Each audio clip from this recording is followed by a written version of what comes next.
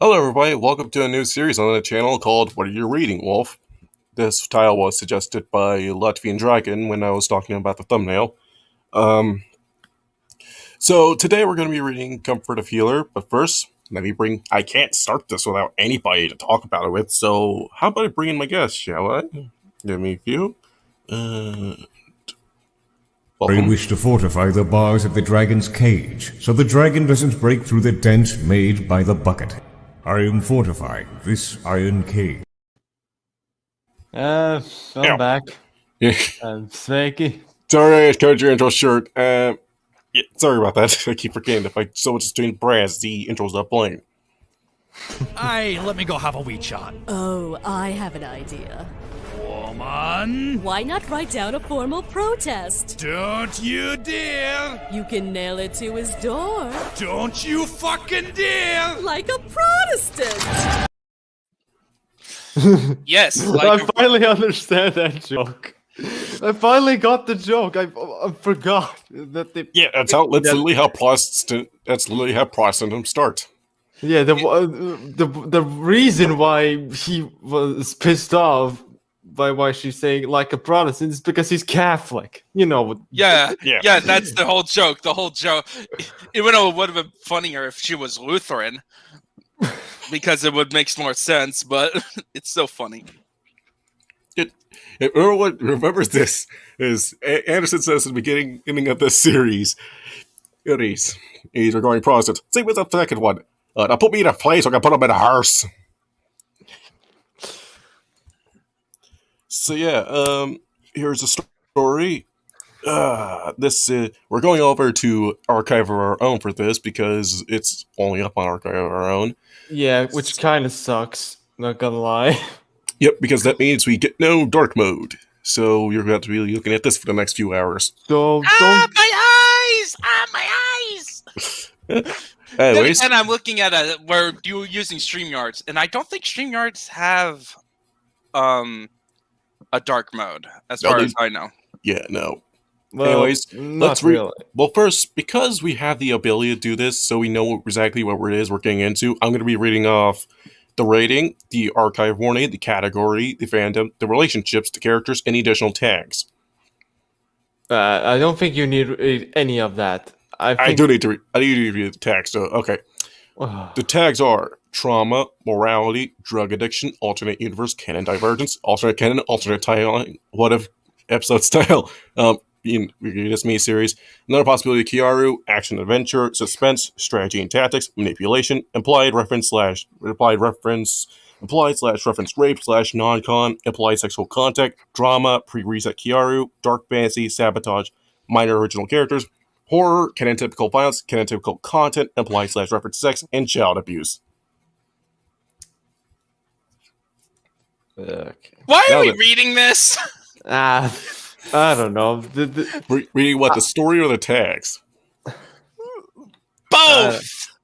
Best both. Because I decided to see what you guys' reaction to this would be, and because just tried. This is God, my first exposure to reading a healer, other than knowing that it's basically cringier version of Rise of the Shield Healer. Yeah, Hero. I saw one clip of it and a review by Scamboli, which is debatable if he's correct about that series or not. I have nothing to. I just want to stay far away from it. You know, Like, the main character literally got pegged. and don't forget the dick slap. Someone slapped someone with a dick. Oh yeah, that's actually. I think it's And- episode. And then he starts just pegging other people. Like, you seriously? Are you trying to be Alucard from Castlevania? Is he trying to be pegged by an Asian man and an Asian woman? We do realize that actually pegging is the act of a woman using a artificial phallus strap to then. Yes, I know, exactly. I read at least one chapter of this. At least, yeah. So we're going to read the first 3 chapters. So then, Oh no. The Comfort of Healer by Mimi Dan. Okay, who should You're voicing the main characters. That's the rule. Voicing the Kiaru. You do not get an option. Yeah, Yes. you're voicing major characters. No matter how much you may hate them. And how much you're gonna get cringe. Now then, summary. What if Kiaru wasn't treated like garbage by Princess Flare? What kind of hero could he have become? After Kiaru had gotten chosen as a hero for the Ural Kingdom, he gets trained by Flare and a supervisor of magical research to expand his abilities as proper healer mage for his party to defeat the Demon Lord. However, Leonard, the captain knight of the guard, is jealous of Kiaru being close to the princess. How will his actions sabotage Kiaru in learning about his powers and his relationship to Flare? OVA-like episode, but split into shorter chapters, like a miniseries. I don't get this. I don't get what the OVA length episode, but slipped into shorter chapters. Like, I don't know. Like OVA as like a movie. OVAs are like about 50 minutes, 50 to 100 minutes. Like 50, Yeah. like 50 minutes to almost on a movie length. It's yeah. basically a movie, but for television. Anyways, chapter 1. One small change. Yeah. The comfort of feeler. One small change. Okay. Does that mean I have to also read notes? That's like a rule for me. I have to read the author's notes. No, you're fine. At least for now. In another age, another time, a new hero was born into the world once again. A young boy named Kiaru was chosen with a hero's mark on his hand on his 14th birthday and was later found and escorted by Princess Flare of the Ural Kingdom in order to train him to become a hero. Instead of being treated like garbage due to his healing abilities, she decided to give him another chance and to work on improving his powers. I don't understand why the hell you have Okay, to treat okay, a healer like garbage. So what's it's the context? What does it mean giving him another chance? What does that mean? Let's say after his first healing attempt, he is put into a major shock because it turns out his healing actually also gives him the memories and experience of the other person, meaning he also sees all the horrible stuff. So basically he's the worst kind of healer you could have. Yeah, he heals you, but he also experiences your pain. So it puts him into a major shock. So only use him once. So essentially, the only way to properly use this healing is to become a stoic badass. Unfortunately, he's only 14, and what they decide to do is not try to help him. So essentially, he's stingy. Okay, Hey, we're hang on. stingy. Well, except he doesn't get the choice to run away, or runs away at all. What happens immediately after is that they get him hooked on drugs and abuse him for the next 2 years. Well, hooking on drugs makes sense. Yeah. Yeah, But, then he pulls there's also this weird in-universe rule that having sex also increases your hero level. The exchange of fluids. Oh, that's right. There's so many reasons. Okay, I'm not like one who like questions authors' decisions, but why? Why Japan? Why? Like there are some ideas. Just makes me severely questions why you put something in there. Like I'm into like when you add like details like that. What's the point of that detail? Like for example, in an anime called Blue Gender, and if SGD here, she's gonna post that meme again because I constantly ran about that. In episode 2, they introduce how the soldiers are horny, are really horny. They're so horny that they are willing to do sex while on mission at night when they're supposed to be doing guard duty, and it's treated as a normal thing. And the explanation that is given later on in episode 6 is that because the world is so horrible and they're going to die every second, they want to live their life to the fullest. At least that was an explanation given. Like, watching a couple episodes later, I realized, where on earth is the alcohol and drugs? And the only explanation that seems to be implied, like the show never really goes into this detail, and normally I wouldn't care, right?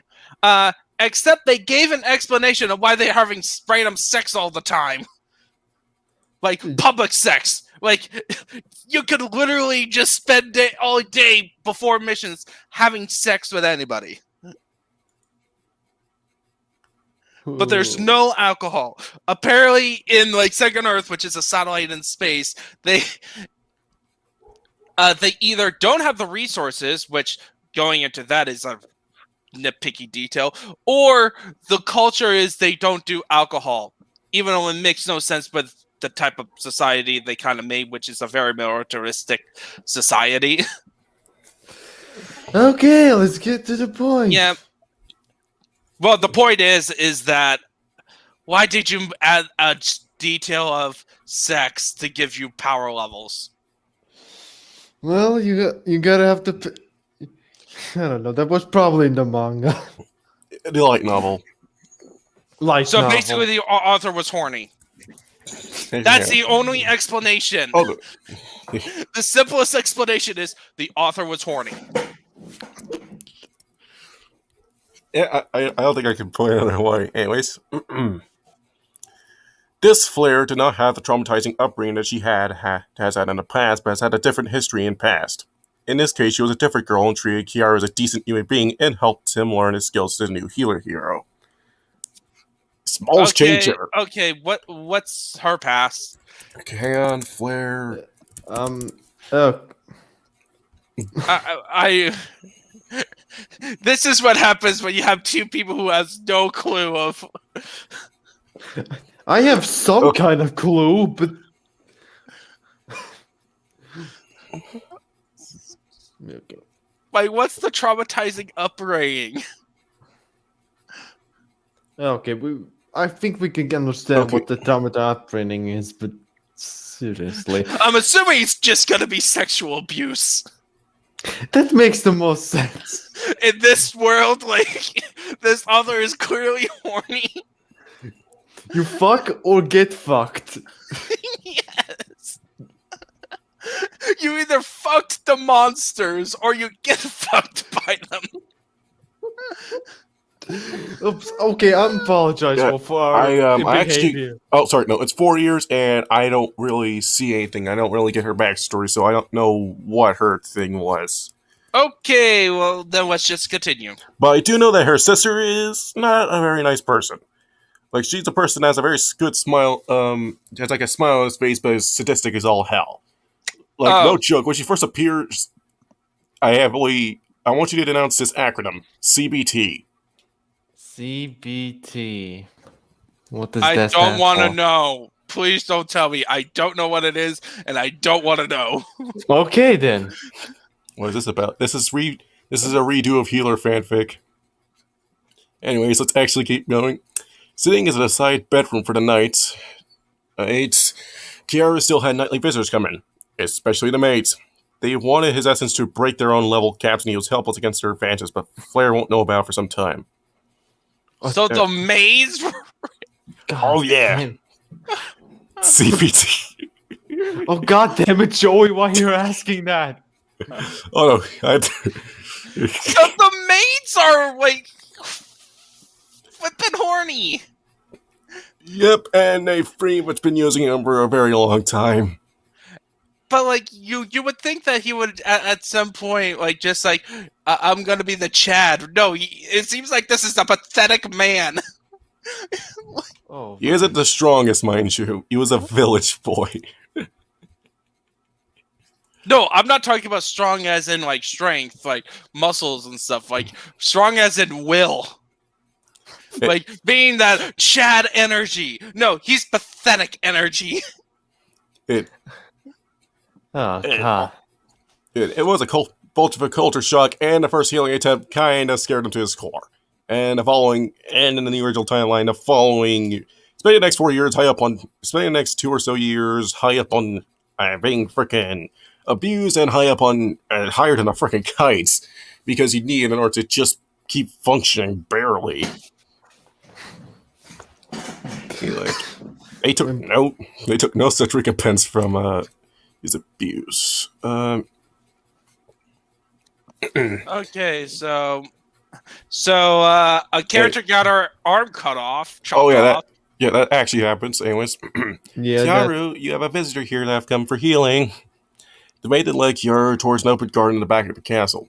There stood one of the strongest swordsmen in the kingdom, Kiraha Claret. Her right arm has been chopped off, and she saw Kiaru coming towards her. Flair then came in to introduce the two of them before the first healing session began. An old magician was behind her, looking right back at Kiaru. Holy Ninja, you voice it. Oh, great. Okay, try this. Okay, try to sound like a noble. Oh yes, I am. Wait, Snooty. not snooty. Try clueless.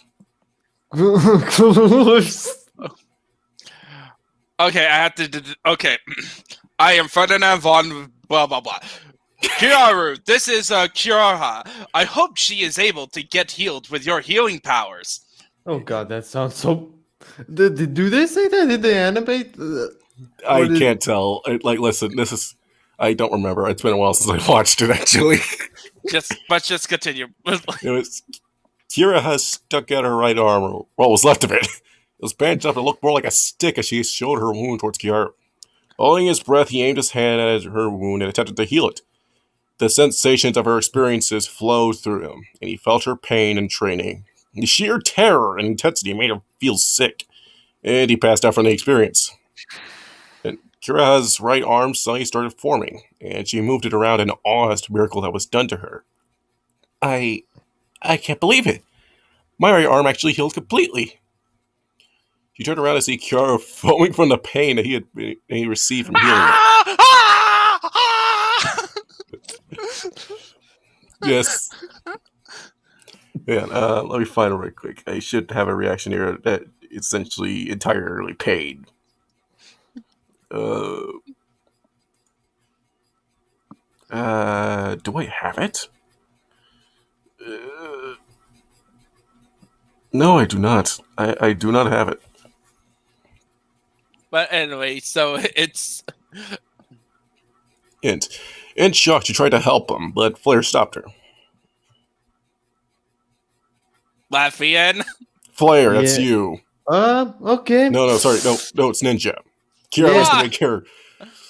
No, he is the major, all of the major characters. No, you cannot flip this around. It is only the main characters he's the part of. What, Flair's not a main character? You can't change this contract. Why do I have to be the girl? Oh, because Meta isn't here. You jerk. You jerk. Okay, let me put on my wig. Okay, it's all right. We'll take care of him. You can go now. That voice really fits her. I don't know why. The old magician's shock at Kiara's healing baffled him. Seeing his heal before he formed right in front of him, it was unlike any other. This heal could heal wounds that were impossible to heal with the elixir, such as chopped up limbs. Looking back at Flair, he asked her what to do with him. Let him rest for now. It looks like his healing comes with a painful side effect. We'll have to ask him about that once he wakes up. I wonder if other healers have this kind of thing. He's actually one of the first to exist in like years. The healer is actually very rare. So why did he treat it like shit? Because like that. Because they apparently never took D&D 5e classes. Never, ever, ever underestimate the cleric. And also, because the writer is edgy. Like seriously, don't like. There's edgy and there's ink and there's just Zack Snyder. No sense. Oh, fuck you! Don't you compare this to Zack Snyder? I mean, he's writing. Zack Snyder is more of a cynic. Yes. All right, whatever. Let's continue. Anyways, but yeah. Short lesson learned. They apparently never learned how useful a cleric is, but unfortunately, he didn't have the choice of most clerics. Is that if you spite them, if you disrespect, then may just spite you by refusing to heal you. He doesn't get that option. Okay, what's the beeping noise? That was Ninja. Do you have a phone next to a speaker? Nothing. Serious. Short-listed words. Apparently, he forgot which cleric. Apparently, Kiaru spent the next 4 years forgetting that he was a cleric. And then he reset the world. Yep. Yeah, pulled a. Because it was then that he learned how much of a chat clerics work. Yeah, he pulled a X-Men Days of Future Past bullshit and. No, he just did Made in Heaven, okay? He just acquired Made in Heaven and then reset the world. I think he more. Oh, whatever. Anyways, Yes, everything devolves into JoJo. A few moments later, and Kiaru trembled at the pain that he had experienced of healing Kireya. The old magician tried to calm him down, but he covered himself in bandage because he didn't want to do it again. Not knowing what to do, he called Flare up to see how he could use his abilities again. So is it the old man or It's the lady. Flare? Okay. Yep. How about some treatment potions so it can help him deal with his pain? You can definitely make one, right? And Flare talked to the old magician to supervise their magical research for a while. Kiara watched from underneath the research sheets. The old man then left the room as Flare went towards Kiara to give him some options on improving on his healing techniques and learning about his new abilities. You don't have to heal people right away. But we'll have you take some tests and experiments with the supervisor so that you can see your threshold. Really? News sounded too good to be true. You would not be forced to heal people because you continue to be trained with an old magician instead to see his magical potential? Of course. Of course! You're a newly fledged hero around you. Let's see what you can do and how to deal with your pain from your healings first. And also we need to figure out how to deal with the maids, okay? Because they're horny! There, this abuse goes on for a while.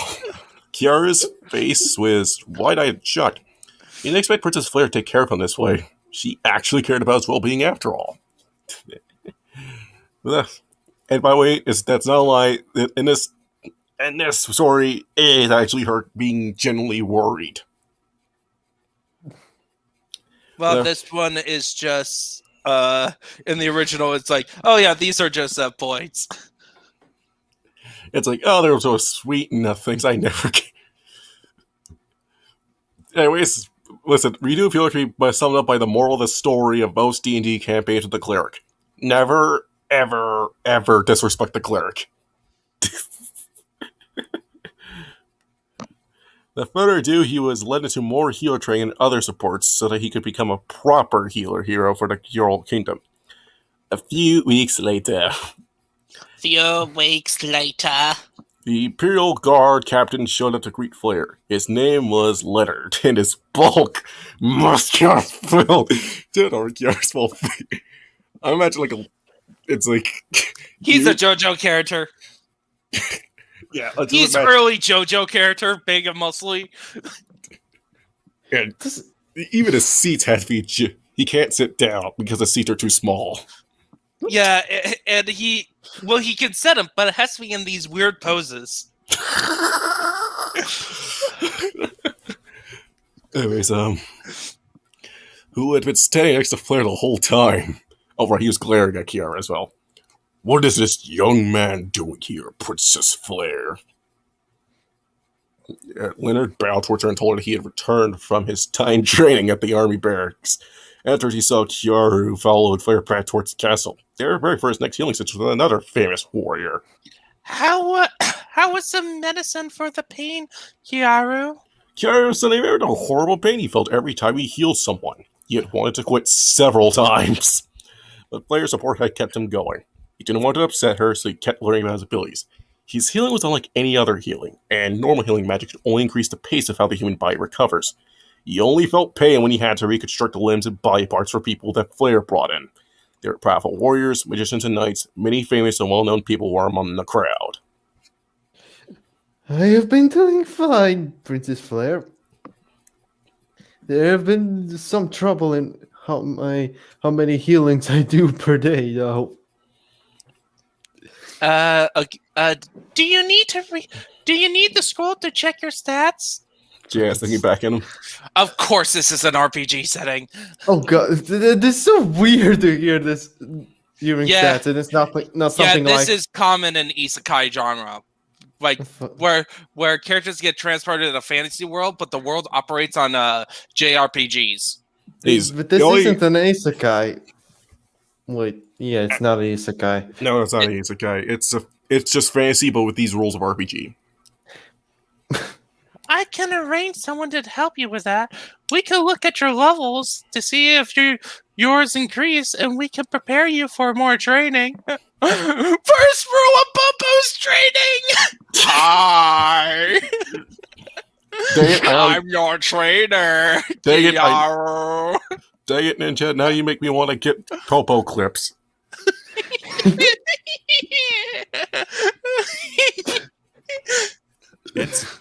You know what? Hang on, Ninja. I want you to get me pecking order. I can't. I'm on my dinky laptop for a while. Fine, I'll get it. This look reminds you of the pecking order. There's you. There's the dirt. Popo stool. Kami. And Popo. Yes, that is the pecking order.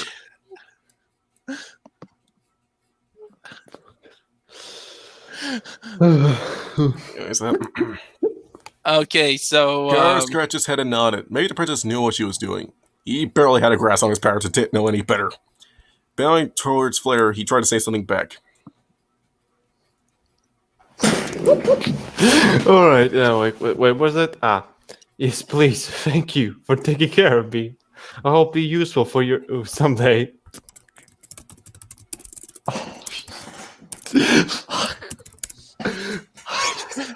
And please do something about the maids. Please. I'm tapped out. Flare smiled awkwardly a bit before taking it back towards his next session of the supervisor and the next healing patient. And he had prepared a flask medicine for Kiara as usual so that he could handle the pain again from recovering her limbs. There was an old man seated inside a small enclosed room with many tools around him. He had his hood that covered up his whole body so Kiara was unable to see his full body. He didn't know what he could be messing this time. Instead of rocks and stones were sent from as if he was going to do something with it. Oh no, it's the it looks like somebody from the Adeptus Mechanicus. Flash is weak. Alchemy. This man can transmutate different metals into others with his knowledge and experience. Unfortunately, he had lost his arms due to an accident. Flare had got an opponent with him for you to heal him, Kiara. Kiara looked closer towards the man in front of him than he noticed. He had no arms. They were just stumps on top of his shoulders. You couldn't see him at first due to the hood that was covering him. After getting a closer look, Flare touched his shoulder and told him to heal. Okay, where Do it, Kiaru. You got your medicine prepared to treat your pain ready. So do I have to just use my feet this time? Yes, you have to use your feet. Why? Oh, by the way, I'm just making a joke. The idea is that he feels so much in pain that he would lose use of that arm for a bit. oh hey, Ninja. What? Have you checked your name? You renamed him. Yes, I did. It's simple. Watch.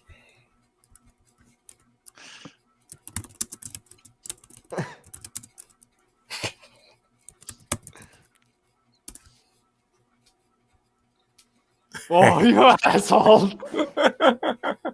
Change that back. Okay.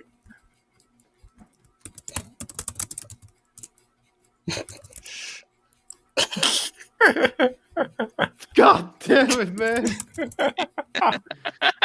Thank you.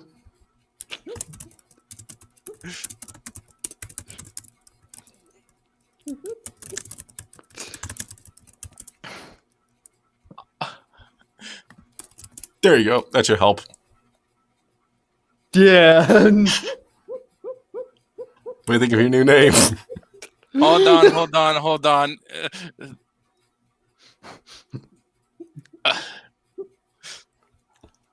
Hi. No. Remember the pecking order. Or I should say, the pegging order.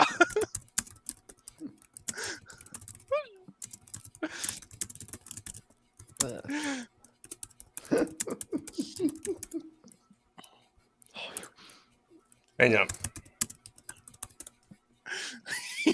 Hi, everyone. This is Popo.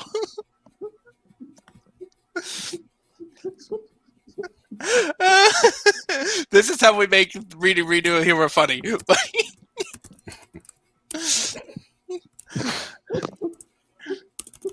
Hang on. I'm gonna make a meme. I'm gonna refer to a meme right quick.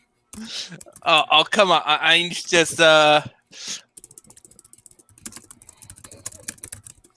Okay, I'm just gonna continue reading. With that kind of support, Kiaru smiled and determinedly focused on the task That's in front of him. With both of his hands aiming at the two stumps of the arm the old man had. And by the way, Ned, you should probably check your name now. Oh. That's actually a meme reference I made right there. Anyways. Yeah. Hi. Okay, let's just get back to business. With both of his hands aiming at the tombstones, he performed a recovery heal. In an instant, he felt a wave of emotions and experiences flow through him. The information dump. It's like, the exposition dumps? That's us. Has been restored, and suddenly they dump over 2,000 minutes of lore. And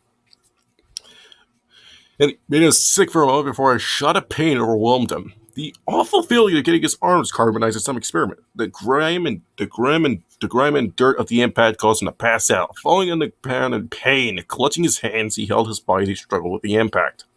Still struggling? Aimfair said, shaking her head. If you keep passing out like that, I could just bring the medicine to your room instead if you can't drink it right away. I'm fine. Yara muttered, feeling hazy from the information that was dumped on him from healing the alchemist. Every exposition dump in a nutshell. That was too much. I'll get over it soon. But hang on, I gotta put a reaction in quick. Let me just find it. Okay. Yeah, it's been a long time since we did any reaction clips. Like 33 minutes. That's a record. I can't find one that I think will work, but I guess this'll do. Through the magic of the druids. Yes, through the magic of the druids. What the fuck is that? Mystery of the druids. Alright, Okay. No, say it. continue, but Anyways, heaving himself up, he went outside of the room and got escorted by the maids back to his room to rest. A few hours later, he got up and took his pain medication that the maids had left beside the bed. But that was after their BDSM session. No, it's just straight. Anyways, yeah.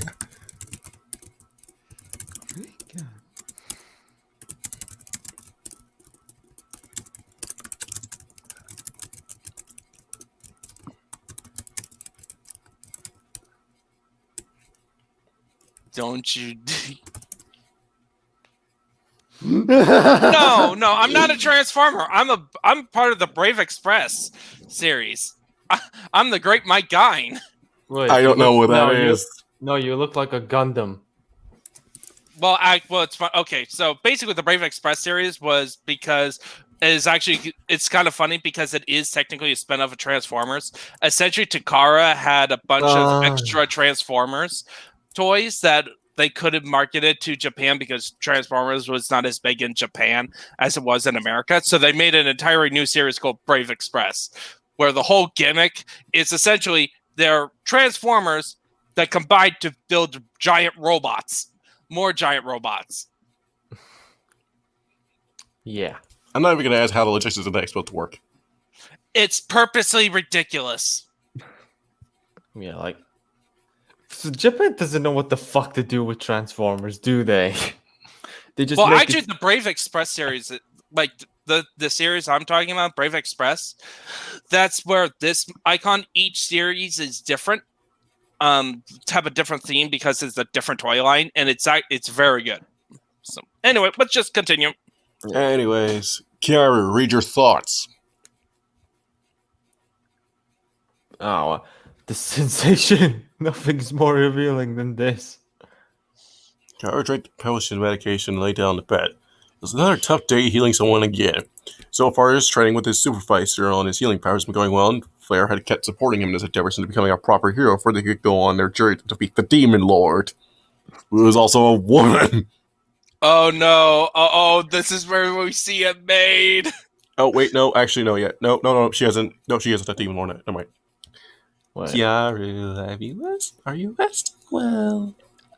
Kiara opened his eyes to see a maid setting up some tea and a meal for him. He recovered a bit since his rest and pain medication, and so he's still to get ready to eat. The maid smiled back at him and touched his face. Her eyes looked like he was staring into his soul. Don't forget what we'll be doing tonight. He blushed and faced away from her. After all, there was nothing he could do about it. Everyone wanted his essence, so they would come into his room every night to increase their level cap. He had to make do the best he can with the situation. And he took a sip of his tea and took a bite after some biscuits near him. Meanwhile, Leonard leaned against the wall. What pose do you think he's in right now? Your typical pose, like when you're next to a wall. Yeah. Let's just continue. Just continue.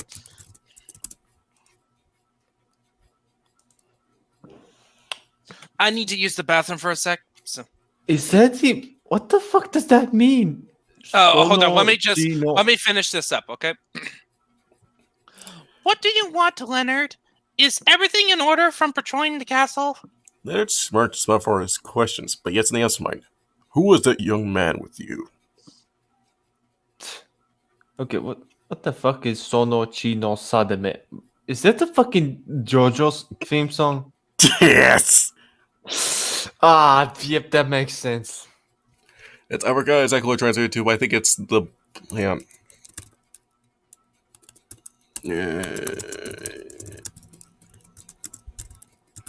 What's it translating to again? It means Destiny of that Blood. Destiny of the Blood. Yeah, this is why some Japanese songs don't sound good when they've been translated.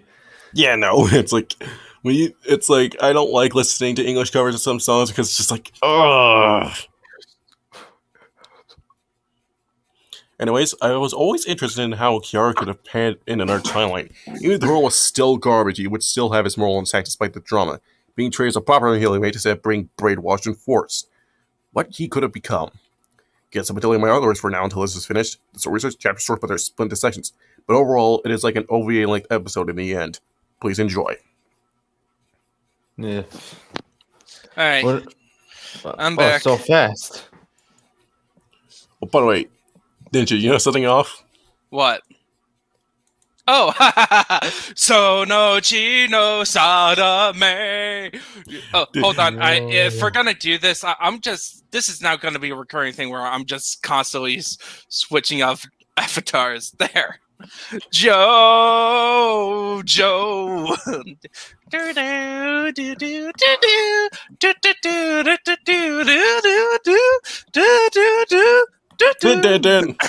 Yeah. Okay. Okay, let's get back to business. Stop fooling around, Wolf. Right, okay, I swear this is the last thing I'll do. Change that back, you fucking... No, No, Latvian, let's Wait. just continue, okay? Otherwise, he's just gonna continue doing this. Like, he's gonna artificially extend our reading of this one because clearly these chapters are wicked short. Should have read 5. The Healing Hero's Potential. There's only 11 chapters, by the way. I'd like to extend this out for as long as it keeps going. Okay.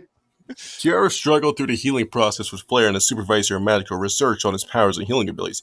Every day felt like mental torture as he felt the information and experiences get dumped inside him. And every time that happened, the mage would take him back to his room to recover. Do you still need your pain medication, Kiaru?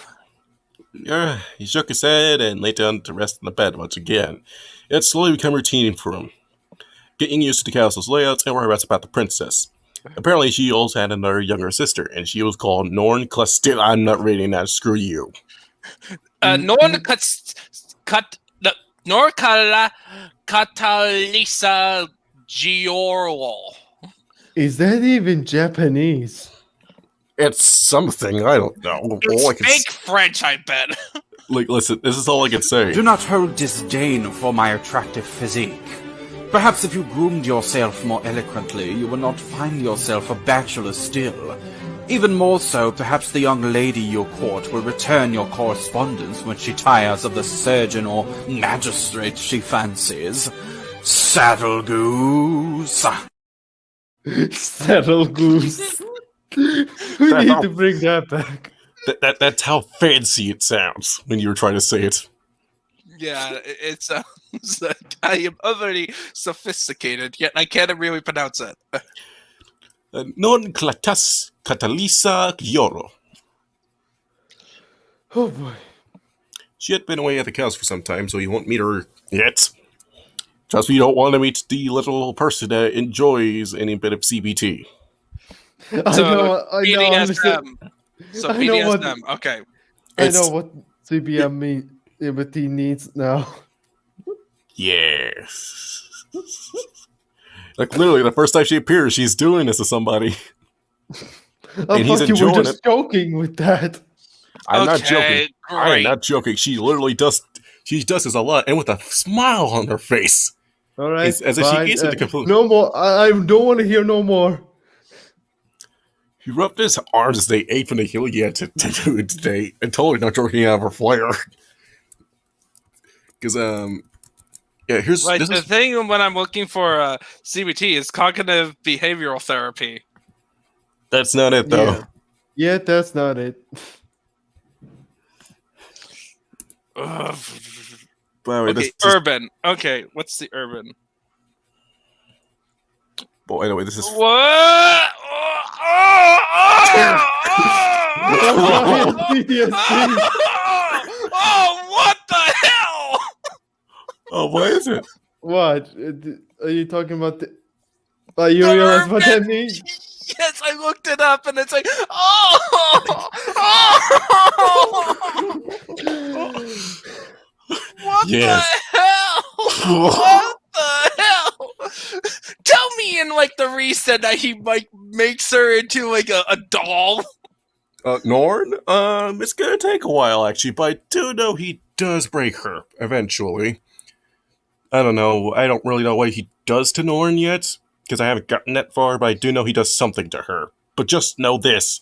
He is scared shitless by the fact that Norn came back early, because the thing is, Norn was the only person that when upon laying eyes upon him immediately noted that he was not acting loose, that he was lucid.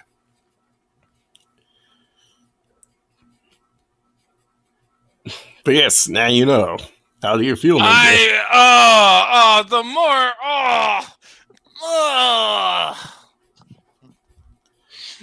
All right, you need to use that clip, that shredder clip. Right now. Use it.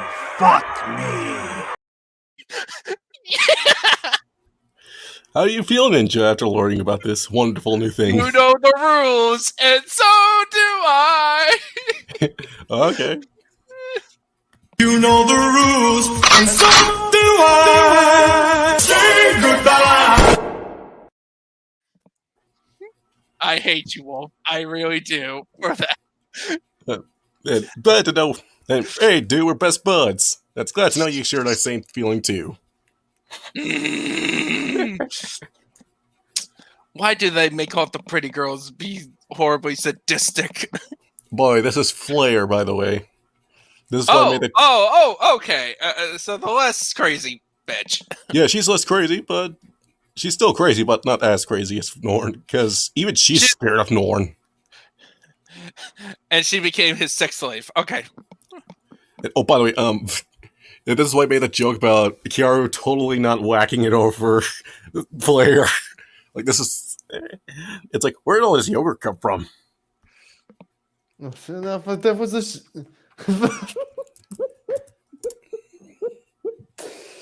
And here is Norn.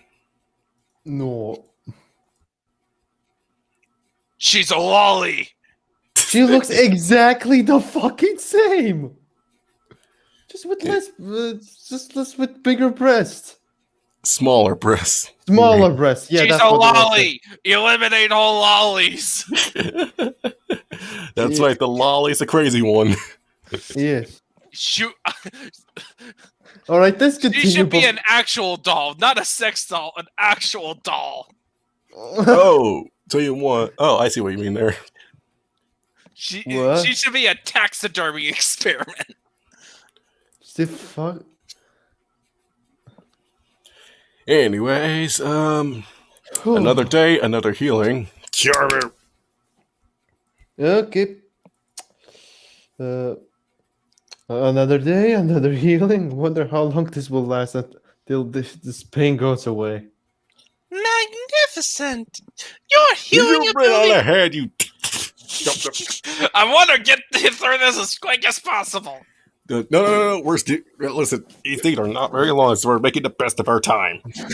Cure's not about winning the supervisor. You mean you're making the best of you're making the best of our time. You're right. When was the last time you ate anything?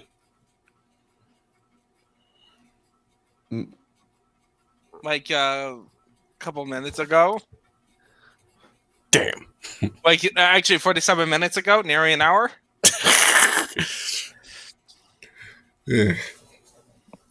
Anyways, Kira thought about his training with the supervisor and had him test many things to see how far his healing ability can go. So far, he was limited with recovery healing, and it drained his mana a lot by using it just to heal others. It took a long process of forming the limbs of the people that Flair had taken him to showcase his ability. Magnificent! Your healing abilities are truly a miracle. The supervisor eyed Kiara's skills. He tried to heal some objects that were put in front of him. There was a small basin of dirty water and a broken jug in front of him to see if he could heal him as well. Kiara was handling the objects, but there wasn't much of a reaction coming from the objects. I don't think it's working. I might not be high enough level to manipulate those objects. But maybe if you stop examining yogurt whenever you think about Flair for 5 minutes. Maybe if you go into the battlefield and do the fireable method of like giving minor wounds to soldiers so you can heal them to gain experience. And minor wounds, you'll be lucky if you get any damage in at all.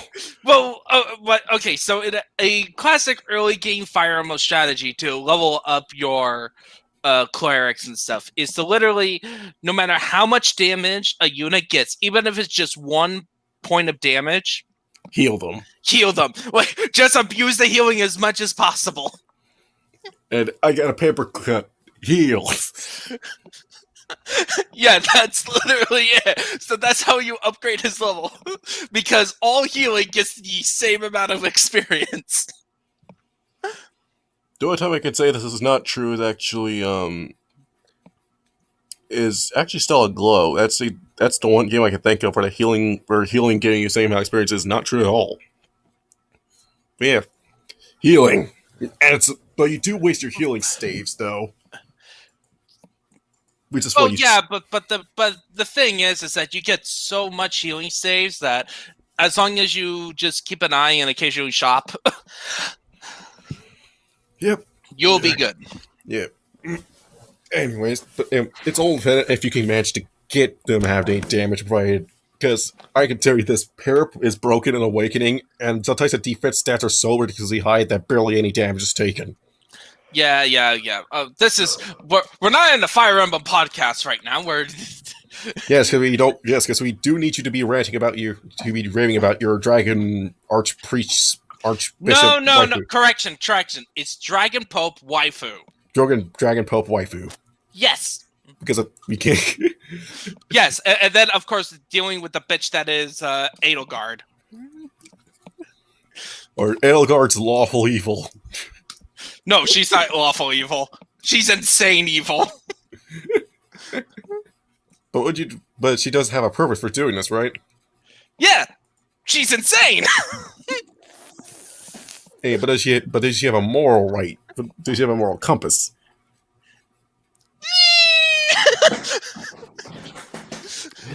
It's quite hard to do that. Like, she has a sense of justice and fairness, but it's kind of skewed. So her moral compass is equivalent to Henry's, where it's a roulette wheel. No, Henry's is fun.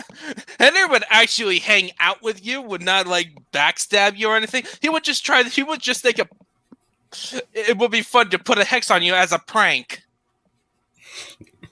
I mean, what else can we get to when he says, I'm going to disarm you, and literally disarms you? Yeah, that's a joke. Like, him is like, he just has malicious jokes. Edelgard, on the other hand. Anal guard. Yeah, I'm on anti-Edelgard party in Foldwin. I am a supporter of the church, but in terms of political alignment, I'm with the Blue Lions, Dimitri all the way. He's and plus I don't trust Claude. Claude is also insufferable. I'm sorry, he is also insufferable. You think he was joking, but no, he's serious. He will actually. Yeah. That's his definition of disarming people. Yeah. Oh fuck! He actually will remove an arm. Yeah. He's a joke. Like he like that. He's like he's kind of weirded in his insanity. He's not evil because you got Farja to compare him to. When it comes to Henry, he's just so innocent. He's innocent, really. It's almost funny. Yeah, he's just happy all the time. Like, he's an orc. He's a 40k orc. Like, as long as people like, listen. Like, I think I saw a meme once of him making a joke of, like the. Okay, let me find it right quick. Give me a few. I should be able to find it. But yeah, I don't like Claude at all. He seems such like, he's always snide of like saying, oh yeah, we need to change everything for progress. Yeah, he sounds, I'm pretty sure it's, so basically he just doesn't like the way the system is run. By the way, his is the only route that deals with the cult and the darkness. Really? Well. Yeah, his is the only route that does it. I thought like the church has aspects of that. But due to the fact that Claude pretty much stays neutral throughout the war, he's the only one that really deals with it as a main threat. Trying to find it real quick. Hang on. Found it. Hang on. But here's the thing. I'm pretty sure he's just like the church would still deal with the threat. It's just that they care more about the war. Shh, do you hear that? That's the sound of forgiveness. What? That's the sound of people dying, Henry. That's what forgiveness sounds like. Screaming into the silence. How? He's not wrong, actually. That is actually how forgiveness sounds like. No, that doesn't. At all. Yeah, okay, let's just continue with redo of healer. Just one more. Right. Look, I agree. One of us has to go. You mean change? Nope. Look, he's holding a coffin. You know what he's going to do. When he says someone has to go, he means leave. He means to go to the next life. Oh god. Anyways,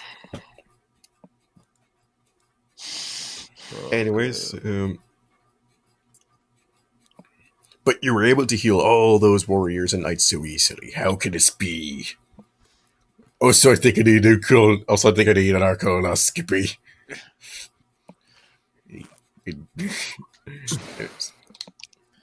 Kurosai's Gurch just said. He looked around the room with many broken vases and dirty things around him, including semen stains. Sorry, yogurt. There's yogurt there. Closing his eyes, he tried to concentrate, but to no avail. Nothing happened. I really might be able. Okay. It really might be my level right now, sir. Sorry for not getting anything from these objects. The supervisor then asked the maid to get someone to get the scroll to check upon Kiara's level. The scroll checked upon a person's stats and their abilities and level. All he does with a hero's stat is that would have an unlimited level increase, unlike the others. You rest around level 15 Kiara, that's about 15 levels below the max level for humans. So you still got more work to do in order to increase your healing abilities. Kiara decided to sit down. He was getting a little slower than he had expected. As it's really revealed in this story that it's because the maids are constantly draining him of his sperm. The essence is actually slowing. The loss of his essence is slowing him down.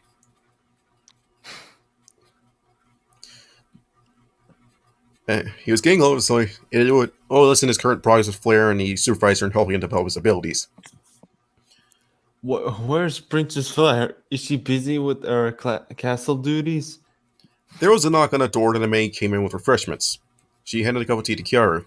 Princess Flair is at a meeting with the captain guard again. You don't need to worry about them.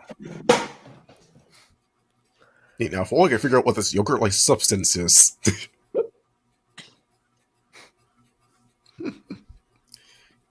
Kiara took a sip and looked out from the small window underneath the castle. The room had specifically designed to resist strong magical attacks with barriers outside the room. That way, Kiara could protect us using his healing abilities after he had rested from healing people every couple of days. I wonder what they were talking about.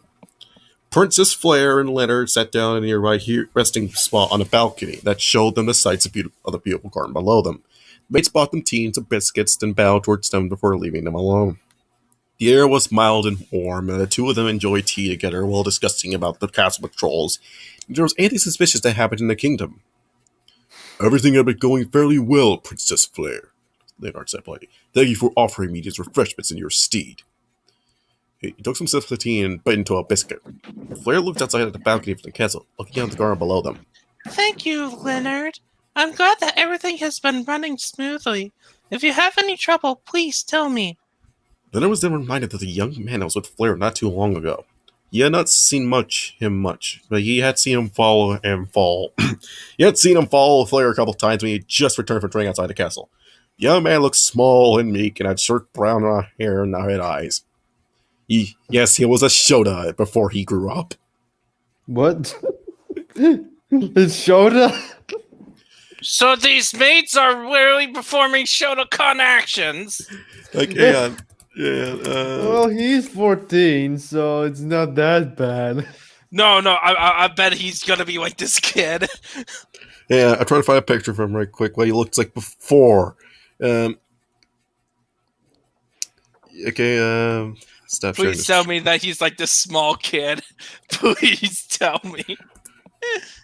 That'll be for you to judge. So that's before he... This is before he altered himself physically. So what's after? This. Wait. He looks the fucking same. He just looks a bit older. That's it. This actually turns out to work. So what's the girl? Idiots. What's the girl on the top right corner? I do not know. Wait, no, sorry, hang on. I can't tell. But it says it's Kiara. Oh wait, no, I also forgot something. He disguised. Wait, no, actually, I actually forgot about something. It's because one person was actually able to deduce who he was because she was able to get a look at him. It mostly worked, but it's because he didn't meet a whole lot of people, so not all of them would know what he looked like.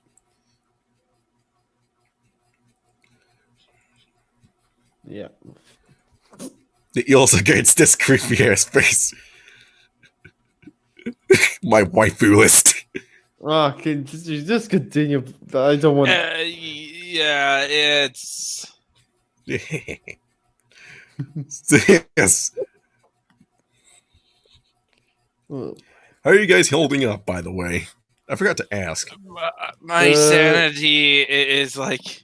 And I'm about to go into.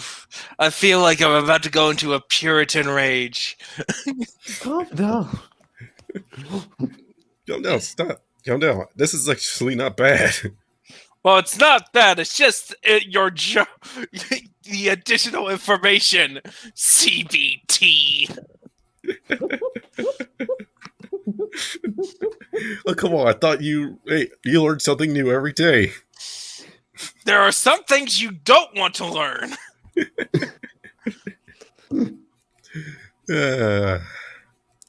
Don't worry. I'm hoping I will forget it soon. Yes, you will. As long as nobody mentions it. Staring at you, Wolf. So, anyways.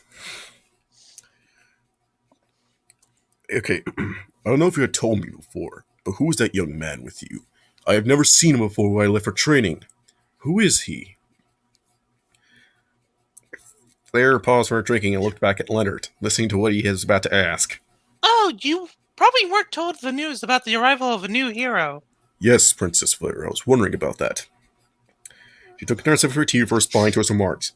The young man's name is Kiaru, and he had just gained his hero mark not too long ago. He is being trained here in order to become a proper hero before he gets set outside with us to go against the Demon Lord. You are to properly greet him as a hero, Leonard. I found him from my hero's mark responding to his. So we were able to make it in time and get him from the village. A hero from a village? That's new. Usually it's the nobles and royalty that bring forth heroes, just like you. I heard he has been fainting a lot lately from healing all those warriors and knights every few days. Claire smiled a bit and she continued the conversation. That's true, but I'll give him a chance to prove himself here. We'll see how it goes. Do you need any protection from him? No, it's more like you need to protect him from the maids. There's no need. I have my maids who are incredibly horny and guards around me at all times. Kiaru isn't troublesome at all. And after thinking for a moment, Fleur quickly said something to Leonard before they were about to leave the balcony after tea time. Okay. One more thing, Leonard. I haven't properly introduced you to Kiaru, so please do not treat him like a nuisance. He may be a peasant from a village. Oh, those horrible peasants! But he is still a citizen of the Giro Kingdom. Yes, like Bretonia, like our cousins. Understood, Princess Fleur. Thank you for the break as well, giving me more insight into the latest castle information. Also, is this piss? Piss?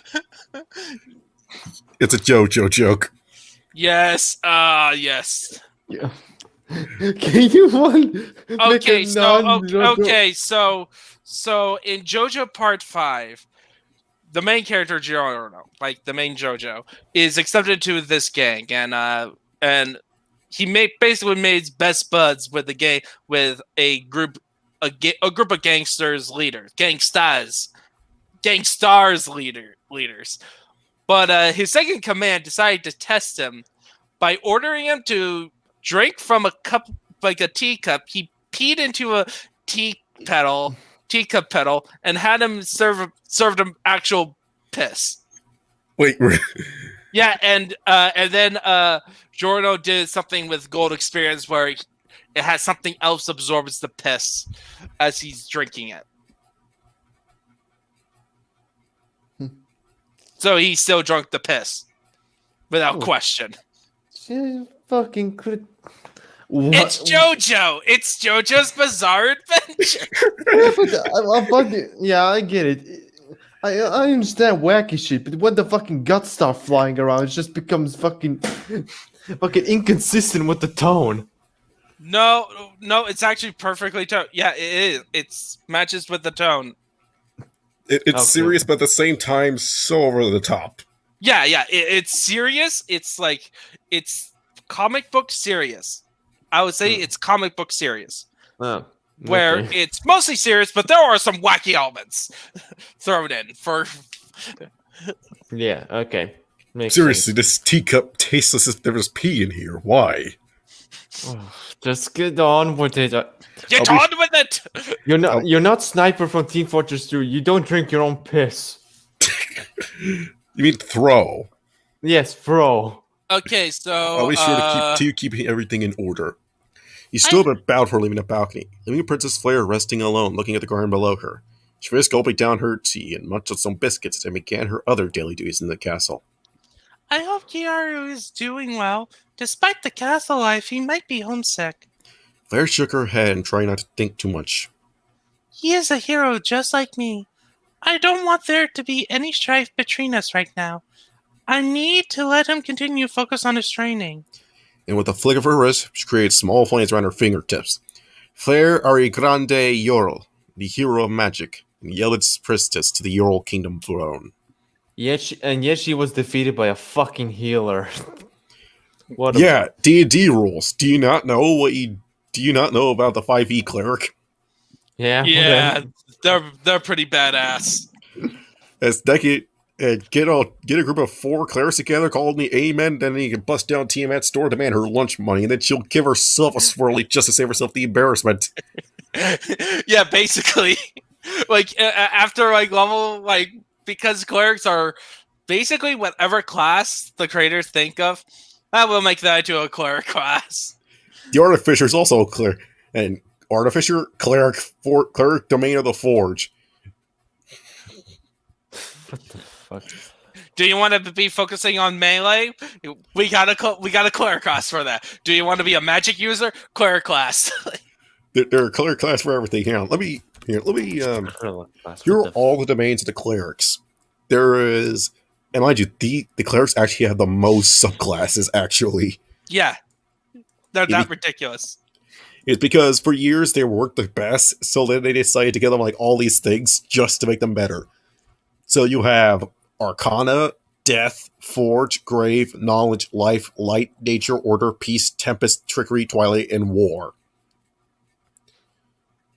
And by the way, and more counting. And counting! Yep, and there's, like, I'm looking at 5e tools, there's 13 more not shown. And the 13 more are, give me a few. Ambition, City, Protection, Solidarity, Strength, and Zeal. But these are, that's not all of them.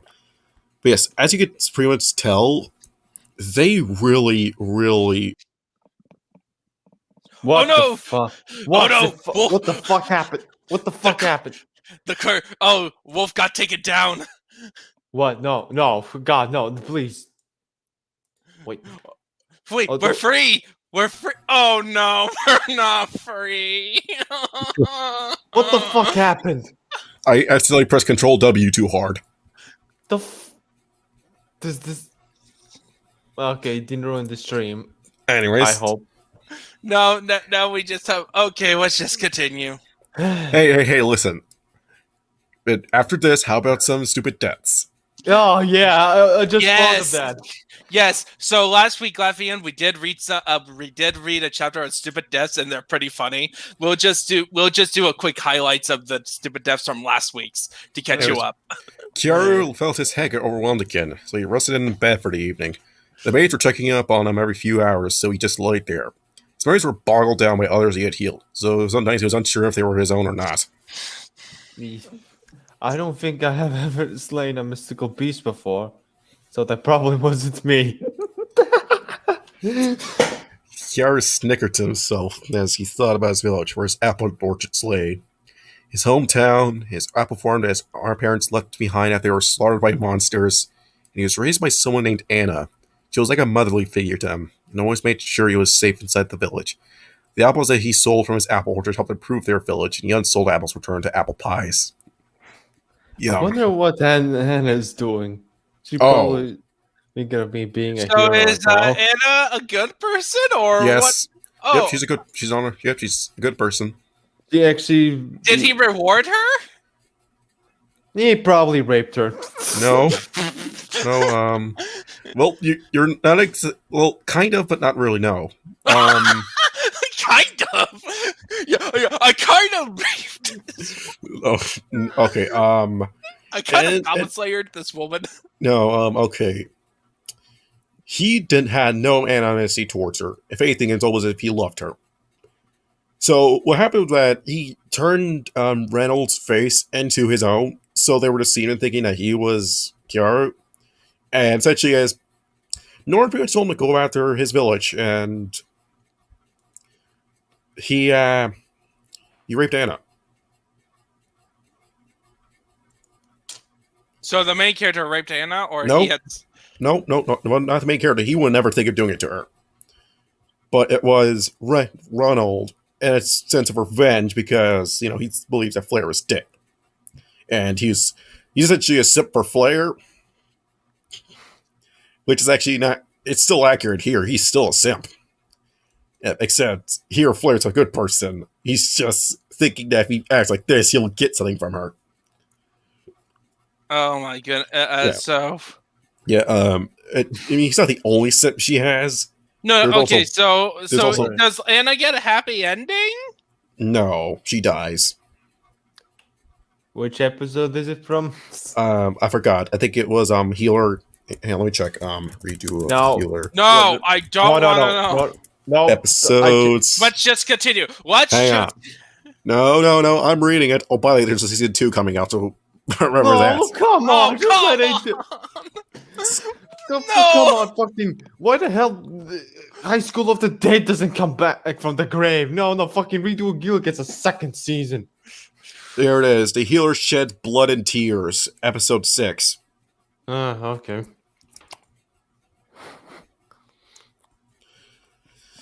There. Now you know. But here, Now I wish I didn't know. you I want especially the season 2.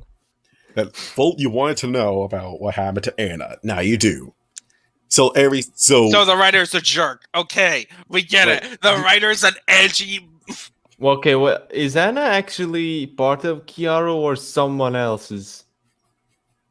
Oh, yeah, he's a part of Kiara's memories. She's a very important person. So, is it from his memories or some hero he... No, this is his memories. Oh, okay. Now then, think! Alright. I already said what... I wonder what Anna's... Yeah, I yeah. already We said need to that. continue. Yeah. Kiara thought about what he could do with this Billy thing helping his village. Maybe he should face Anna when he returns from the castle after training. She give him a farewell before he set out to fight against the Demon Lord. Oh, Kiara, Princess Flair's come to visit you. Ara, Shotakun.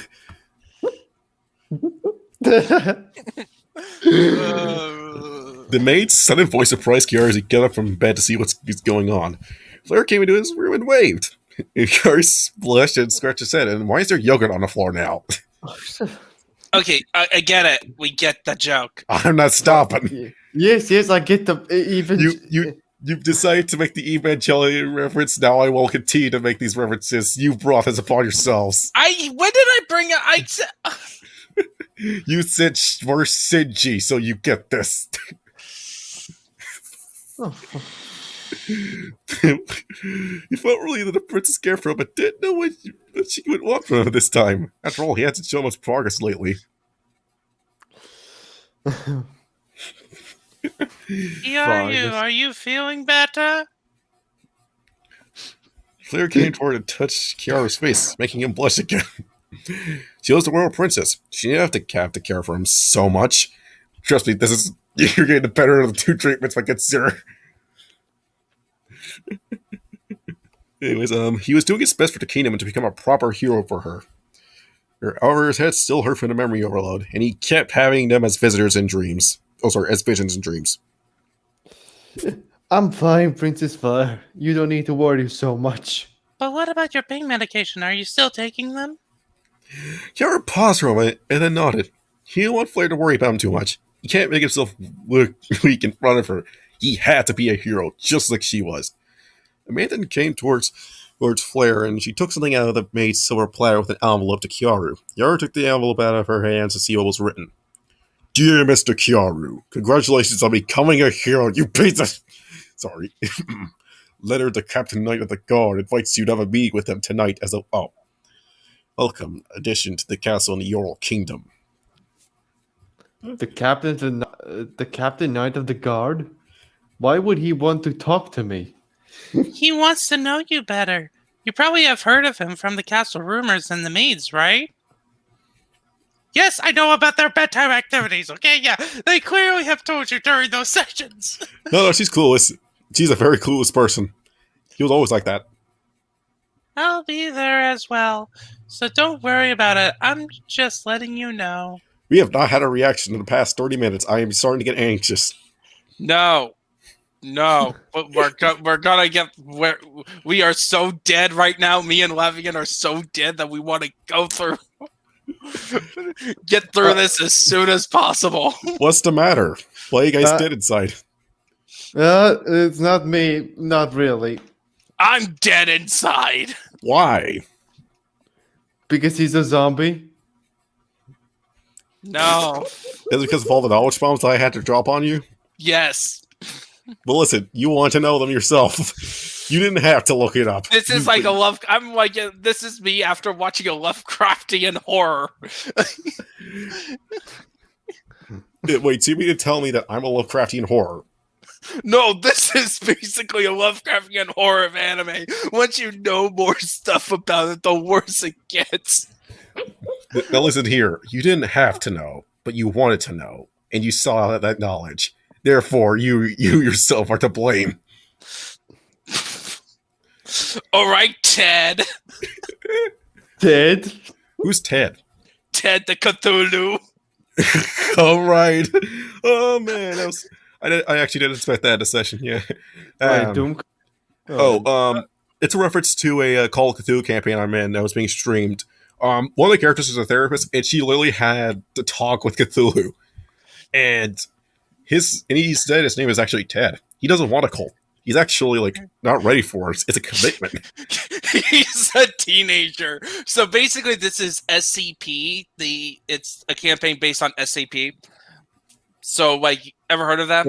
Yeah, I have heard of SCP. Yeah. So essentially, that's the whole session. And yeah, the therapist had to do a therapy session with Cthulhu. That interaction was so hilarious that it should be like an animated video. Meanwhile, my character is he's the shortest person there, and he frequently acts like a child and steals all the candy in the place just because. And he's trying to solve a virus, a clockwork virus that turns you into a robot. And I decided to figure out that, hey, let's use this one that makes a person to a factory. So yes, my character is kind of my character acts like a child, and he steals all the sweets in the place. I said, I haven't bring it up. It's like somebody went all around the place trying all the vending machines of the sweets. This colonel must be stopped, and he's like looking at 20 whatchamacallits. Then there's the astronomer, who was a YouTube personality until SVT faked his death. By releasing a very controversial statement about him. Essentially, and then Drake decided to make a joke. SCP, secure, cancel, protect. Yes. I guess what happens is that they released something controversial about his character, and then it got to the point where he couldn't handle more, and he left the world willingly of his own volition. And by I don't know actually how they described it, but yeah, he essentially stopped living of his own free will, and he got watched his funeral being live streamed. They live streamed his funeral. Yes. Yeah, because he was a YouTube personality. They're all fake. They basically just did this whole the social raid. Now he's like dead. He's quote unquote dead to the world. Yeah, I mean, as it turns out, that's something the SCP does a whole lot. The Foundation does it a whole lot. They ensure you disappear. And get this, he's also one of the most hated people in the place because of him constantly debunking them.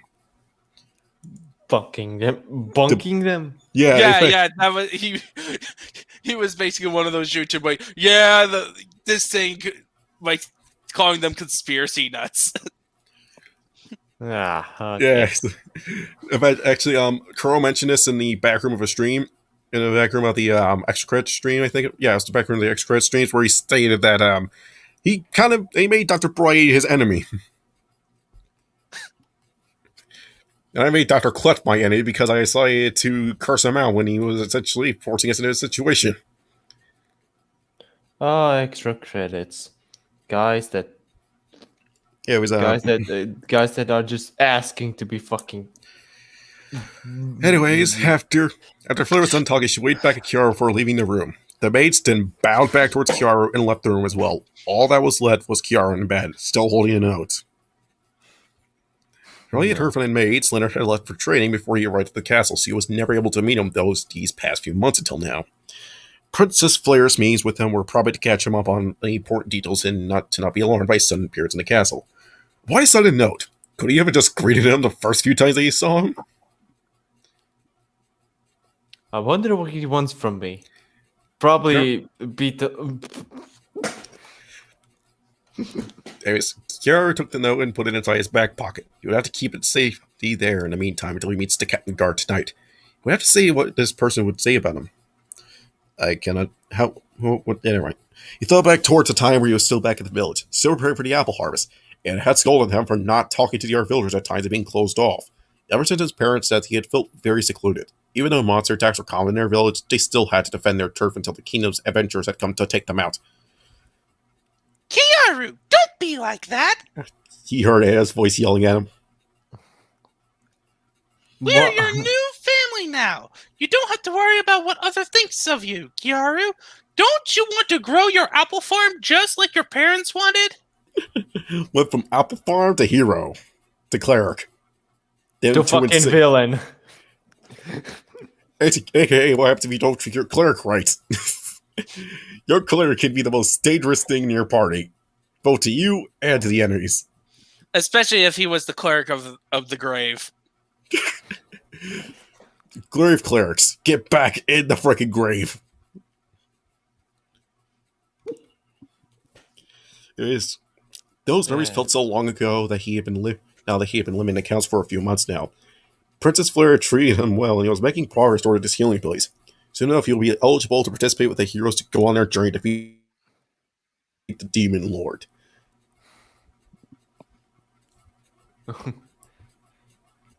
Kiaru! Oh, yeah. Also, thank you, Anna. Thank you for giving me the support that I needed. Oh, wait, hang on. Yeah.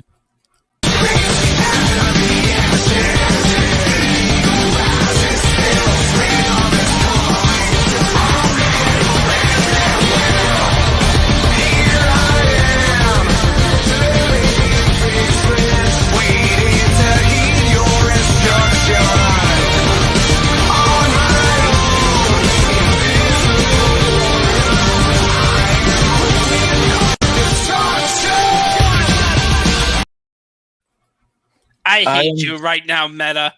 I hate you right now. Wait, why? Sorry. What do you hate him for? I'm being tortured here, and Meta didn't show up to be tortured as well. It's too bad for you. Well, I'm here now. Yeah, right at the end of this reading, and we're gonna get into stupid deaths. Mate, that's the perfect timing. Listen, yeah. Listen, don't hate Meta just because he was late. Yeah, right. He was late to the Bible Man readings, remember? Yeah, and I wasn't those either.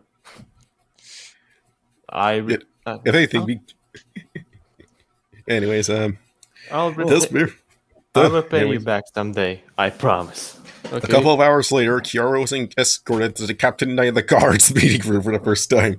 Since Flair would be there, he didn't have to worry about mincing his words on why he was here in the first place. The room he was about to go into looked very grand and magnificent, with skulls everywhere. Of course. No, I didn't see any skulls. It's a 40K joke. Yes, I know. Everything, listen, it's not furniture if it doesn't have a skull motif or isn't made out of skulls. Despite living... You've never been to this part of the castle before. Which will explain why he's been... I'll actually explain why there are so many decapitated heads. Despite living there since he arrived from the village, a few maids around were following him to his destination, preparing the usual refreshments for the Garden Princess Flair. And the strap on. The walls were decorated with magnificent red flowered wallpaper, while the seats and cushions inside the room were stuffed with feathered pillows and low tables. You mean skulls? Grind up bone dust. You could have sworn that he was passing by a magician that was snorting bone dust for some reason. Or like there's a stone bench that people are sleeping on. And it's actually made out of skulls. No, it's actual stone. And they're all black, and they have like a Crusader motif. It's a Black Templars joke. Oh, I see what you mean. Wait a minute, since you brought that up... Oh no.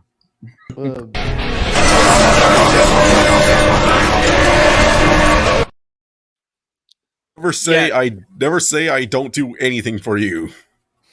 Yes, that's my mood right now to read to this universe.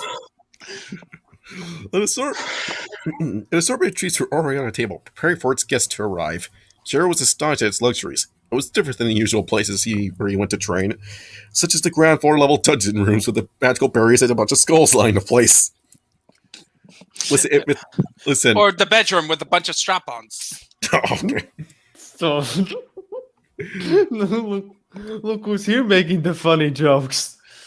Well, yeah. Well, sorry. Well, if we're gonna keep having the recurring jokes, So in that case, you don't.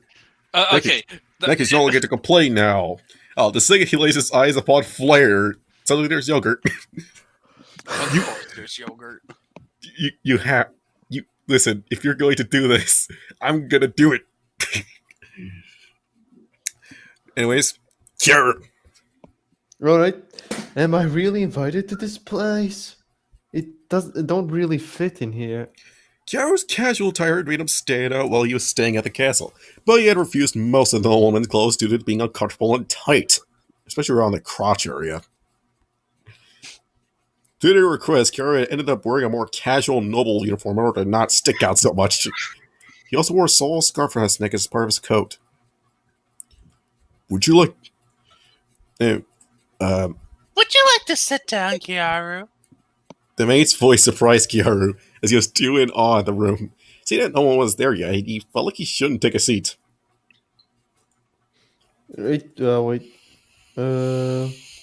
Should I be... But the captain of the guard and Princess Flair aren't here yet. But the maid insisted, and Kiara sat down at the end of one of the cushions. Embarrassed himself, he looked down on the floor waiting for them to arrive. Did I arrive too early? Should I just leave now? What am I doing here? Ninja right now. Yes. Why am I here? Because you chose to be here. You could have ignored us for this. It's just like I did last time. But no. Wait a minute, Latvian. Did you mean to tell me that you willingly dodged? No, it wasn't that. It was more like I had to go because I had to celebrate Easter with my family. Didn't Easter pass? It did. Yes, that was last week. But still, you willingly admitted to... Well, you mean to tell me that you couldn't put any time for Bible in? That was...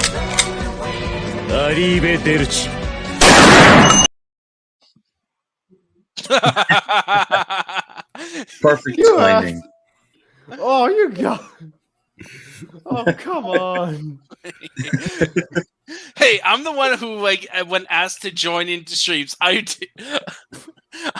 follow through with my word.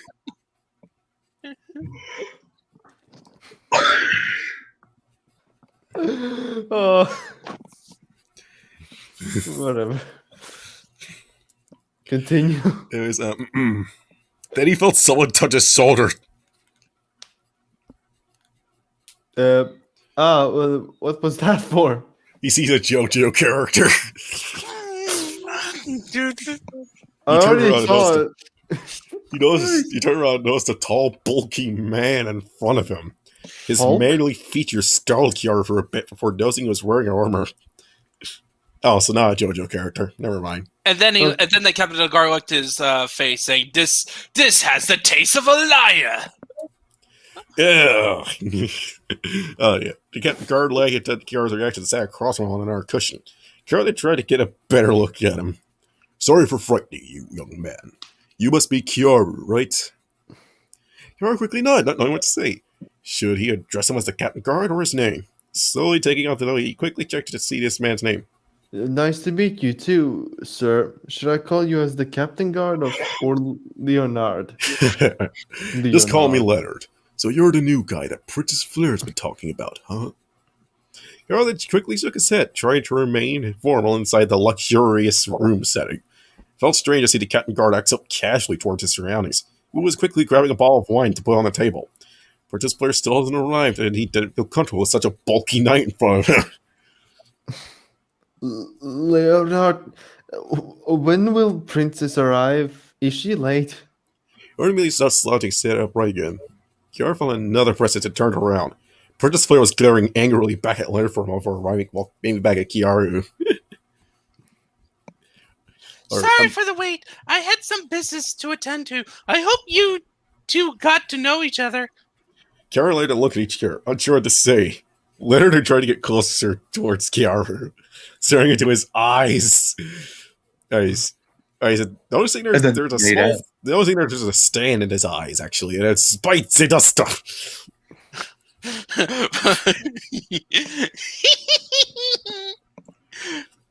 And the suddenly time went back an hour. You're definitely smaller than I thought. You look like a midget. And you just hear a bunch of aras going on in the background by the maids.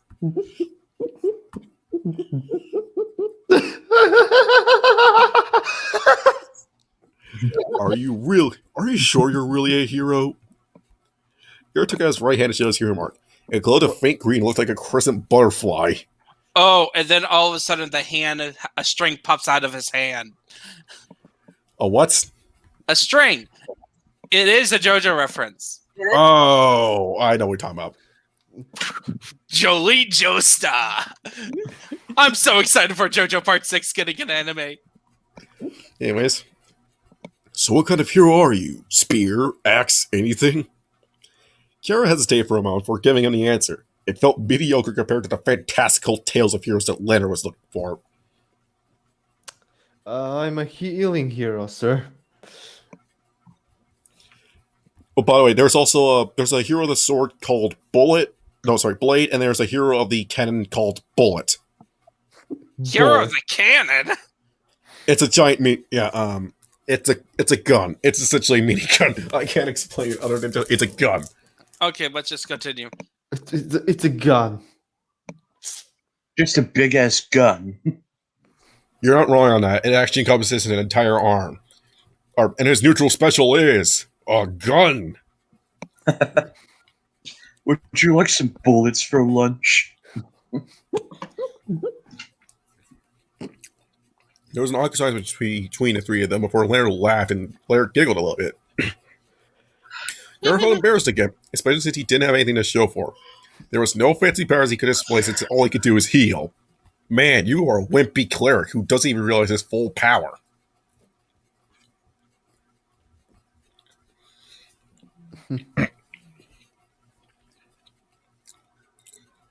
A healing hero, huh?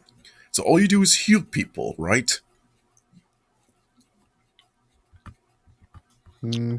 Quickly nodded. Well, there is no need to bully him, Leonard. His magical potential can help us heal all our strongest warriors and knights in the kingdom. He can regenerate people's limbs back and can do healing magic above the usual healing mage. He is a needed asset for the kingdom. Oh, I see. So that's why Princess Flare treats you so well. You should be grateful to be in her presence. She allowed such a peasant like you to be near her.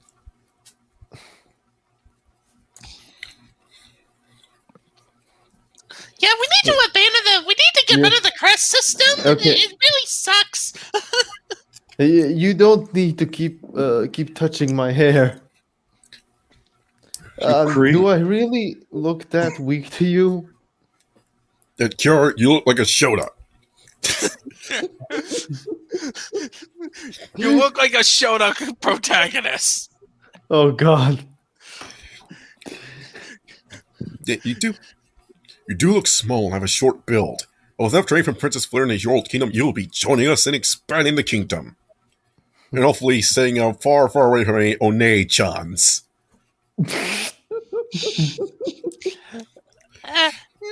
Play nice, you two. I just wanted to have the two of you meet each other because Kara will become part of the castle for a while. He won't leave until he gets his training done as a healing mage, until we have a party to go after the demon lord. We're back at Kiara for a moment before showing a more friendly expression. Like Kiara felt like that I was carefully watching him. It says if he was just a small, useless pest. I don't have any offensive capabilities after all. I can't protect Princess Flare even if I tried. I mean, you can bring her back to the den. That will kill him, probably. Who knows? Or she'll turn into a zombie. Maybe. It's all dependent upon his domain that he has to choose from. Oh yes. He could be a Kirk of the Grave is fantastic because he could just do spare the dying very quickly. Just so you can't die. I think he gets the cast as like a free act. You automatically know the spare the dying cantrip as a grave cleric, if I remember correctly. Yeah. So it's like, and it doesn't count against your total known cantrip, so you can still pick up 2 more. Anyways, I don't have. The rest of the meeting then went more formal after that, with Leonard and Flare discussing Emerald Kingdom expansions and other confusing politics that Kiara wasn't able to understand. Like, who the frick? Who was it that brought the pineapple on pizza? And why is that being discussed as a ban? There's one thing I'm glad Cyberpunk 2077 pointed out was that there was a ban on pineapple on pizza. There was an actual ban. Pineapple on a pizza. Yeah, in Cyberpunk 2077, there's a little joke in there where they revealed that pineapple on pizza is banned.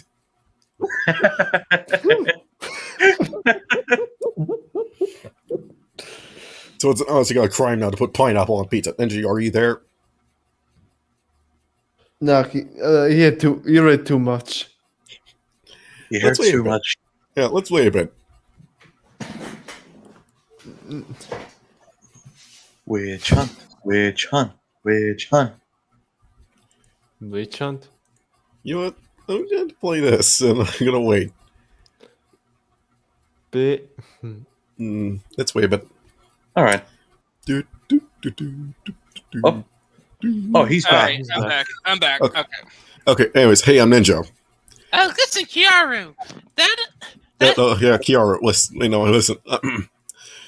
The rest of me, in our physics politics, Kiara wasn't able to understand, and I made this joke, such as the pineapple on pizza ban. What was that about? Yeah, I get it. Afterwards, Flare bowed and left the room, leaving Flare and Kiara alone. Princess Flare, why am I even here for?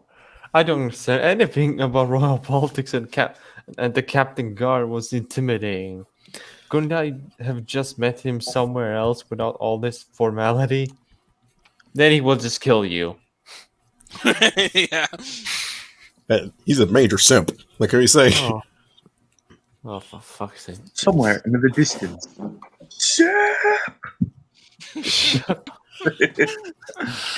Somewhere in the distance. Yeah. Shut up. Yeah. I hate Listen, internet Kiaru, sometimes. this was done so that we could have witnesses. Leonard doesn't know you, so he needed to see your face first. There is no need to be scared of him. He is just doing his job at protecting the castle and securing other areas of the kingdom. She didn't touch Kiara's hands, making him blush. And now his pants are wet. Where did all this yogurt come from? The sheer aura of the princess made him feel overwhelmed. Man, that's gotta be a lot. Yeah. He was my usual protector inside the castle, so he was able to know me personally as well. It's best not to overthink too much about that. If he made you feel uncomfortable, sorry about that. He is always like that. Kara understood now. There was probably being overtaken over Flitter since he was with her for a long time. Before him. Maybe his presence here to princess might have been feel a bit competitive. Hopefully nothing bad will happen. I feel like each section will become a useful chapter over length over time. The series might end up longer than I thought. It'll take some time to pick up speed, but I hope the pacing information won't be too much. Oh, God. I've also been having ideas of designing an alternate Kiaru, or probably training healing mage. White robe and staff. He probably might look like the male version of the priestess from Goblin Slayer. Oh God, it will get longer. It's basically Sunways the Lines all over again. Hey, but at least it's enjoyable, actually. Yeah, right. Like the writing's okay. It's standard like fan fiction affair.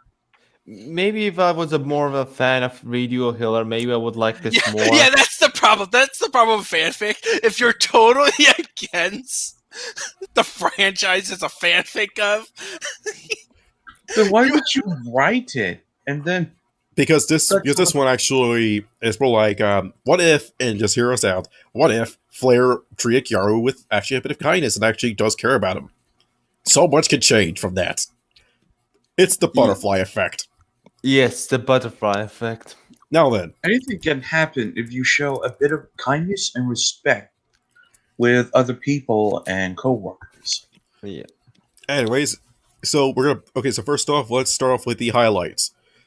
Yeah, we need to highlight him on Okay, highlight 42. Do not attempt to seduce an orc. No, just no. Honestly, everything else I mentioned on this list involves seeing sex take second priority to an orc. Minus me with a sex slave. Have you ever seen an orc try to fist someone? I have. He used a fracking power claw, and that was just foreplay. Oh God. I know there's Jesus. Yeah, there was one about love triangles. Right here, number 45, avoid love triangles. I tell people to avoid this anyway, if only because love triangles are simply inseparable, but they could get people killed. There's always the risk of the triangle trying to murder each other, but on the other hand, there are lovesick idiots just have to drag others down with them.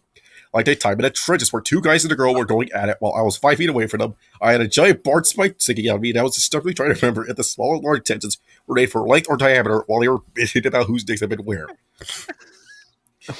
Beware of Valhalla showers. I thought it was agreed that hypothermia is bad for you. Well, the Valhallans didn't get the memo. Astropath totally blocked it up. Most people will run scream for these showers because they feel like you just took a dip in Arctic water. And some numbnuts will try and prove how tough they are by trying to stay underneath longer. I know two things I tell you. Valhallan showers are co-ed, and now these showers can actually kill you. Someone doesn't kill the Valhallans, but those nuts actually find it pleasant. Oh yeah, number 48 was also pretty funny. Be careful when laying with fellow guardsmen. Look, I'm married. I understand the urge to seek comfort in the arms of another, but here's the thing. Commissars really don't like playing babysitter. They don't want anyone in the regiment unless they can hold a rifle, and we haven't quite figured out how to weaponize babies in a way that wouldn't turn us into the orcs. Commissars already have too much to stamp out, don't have the cracking talent 6-2, because they do it with those Emperor-forsaken bolt pistol of theirs. The moral is, do it in the ass.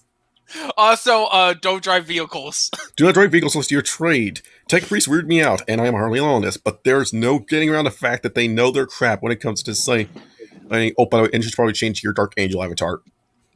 Oh, yeah.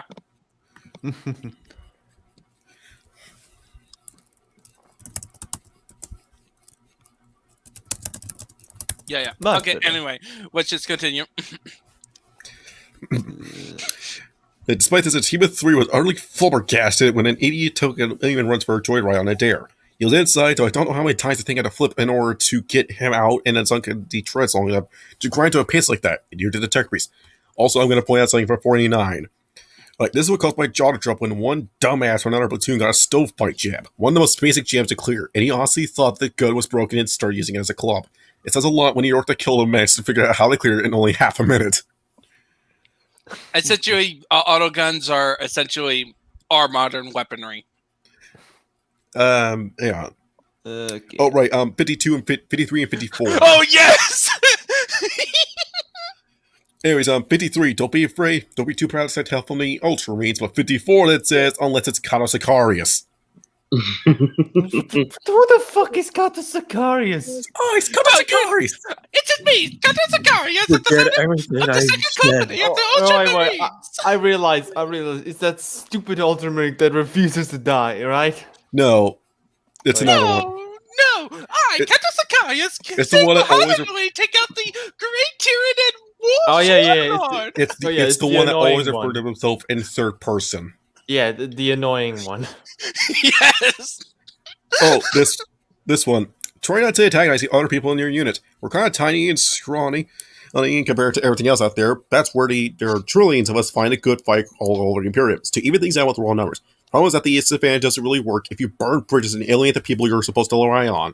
For example, if you lose a game of poker, don't throw a tantrum and pull a gun on her. She might snap your wrist. When you have a broken hand, you're out to the fight anyway. The husband of the woman you threatened might not feel like helping you. It might instead just take the time to raise football or horror gun or turns you into a new chew toy. Thanks for the entry, by the way. 55 is also funny. Which one? Don't pick a fight with an ad. Administratum. You will lose. The Administratum is like a train wreck that just keeps going. Everyone knows this. We all been waiting to get delivery of food and get something we don't need/want. The weird thing I got was a bag of used diapers. My wife got a couple towel bladders. Some kid who transferred our unit actually got delivered a preserved corpse of a saint. Our people got fired out of an airlock for that one. Despite this, fighting with them to get what you want is an exercise of futility. People have actually died from starvation and thirst in the waiting line to make an appointment. It's so long and they're so incompetent it takes forever for them to process someone. Still, it wasn't all that bad. I gotta go next after that. It was 57. Store your weapon properly, keeping number 52 in mind. I appreciate some people want to keep their weapons close by in a case of an emergency attack, but there are smart ways to do it. Don't just put them somewhere and they can go off and kill you. The old under the bell thing is a great way to accidentally set it off. Let me tell you, years ago when I was married, a good-looking corporal collects me into her bed.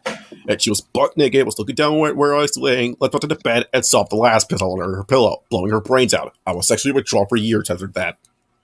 That's just sad. Oh, that's just depressing. Oh, and finally, number 60. Don't get caught with this book. This is a recent affair about the Imperium Zero Tolerance against common sense. People who possess this book are ordered to be executed. Don't worry, there's an easy way around that. Before you burn your copy of the Primary Uplifter, take the cover out and print it on this book. In fact, there's a fun game you can play with this. Give this book like this to an officer who's an asshat before shouting heretic and running away. Karma coming full circle. Now let's move on to... Oh. Anyways, let's move on to Chapter 4. Number 61. The servitors are not playthings. I have enjoyed plenty of indies off watching Seeing engine series use load lifters to see how many Gretchen they can punt in a minute, or watching sharpshooting with gun servitors. But when one breaks or gets most programmed, we can find all the pieces of either. Ooh. Ooh. All right, mine. Number 62. Don't take the Tactitia Imperium to heart. Tactica. Yeah, Tactica Imperium. Tactica Imperium. Contrary to popular belief, it's not a single book, but rather millions upon millions of tomes, all dedicated to the same topic. And I take it the better part of your life to get through it. Even if you even last that long, still, compilations of editions of one form or another are commonly issued to officers, unlike the uplifting premiere. They're good for something other than wiping your ass. It just like reminds me. Frankly, wiping your ass with the uplifting premiere is an insult to your ass.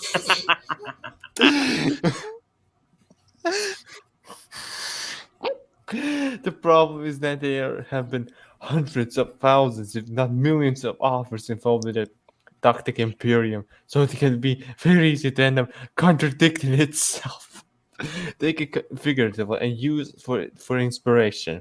Otherwise, we'll just end up constantly charging at and retreating from fortified chaos cult that is getting increasingly confused, but is still picking us off with a long-range weaponry.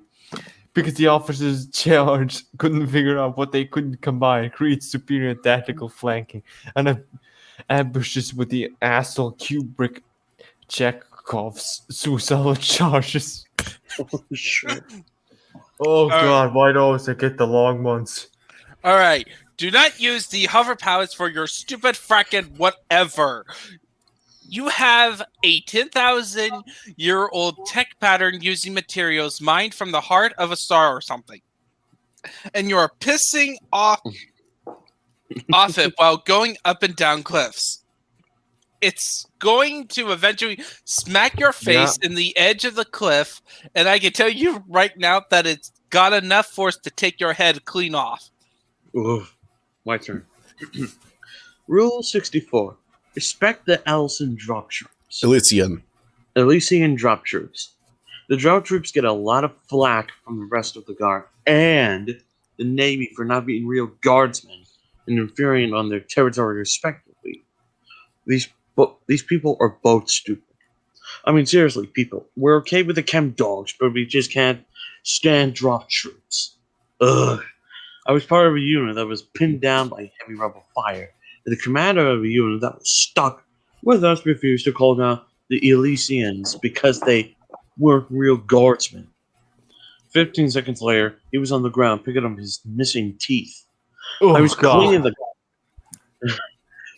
cleaning the stock of my gun, and the Elysians were raining death on the rebels.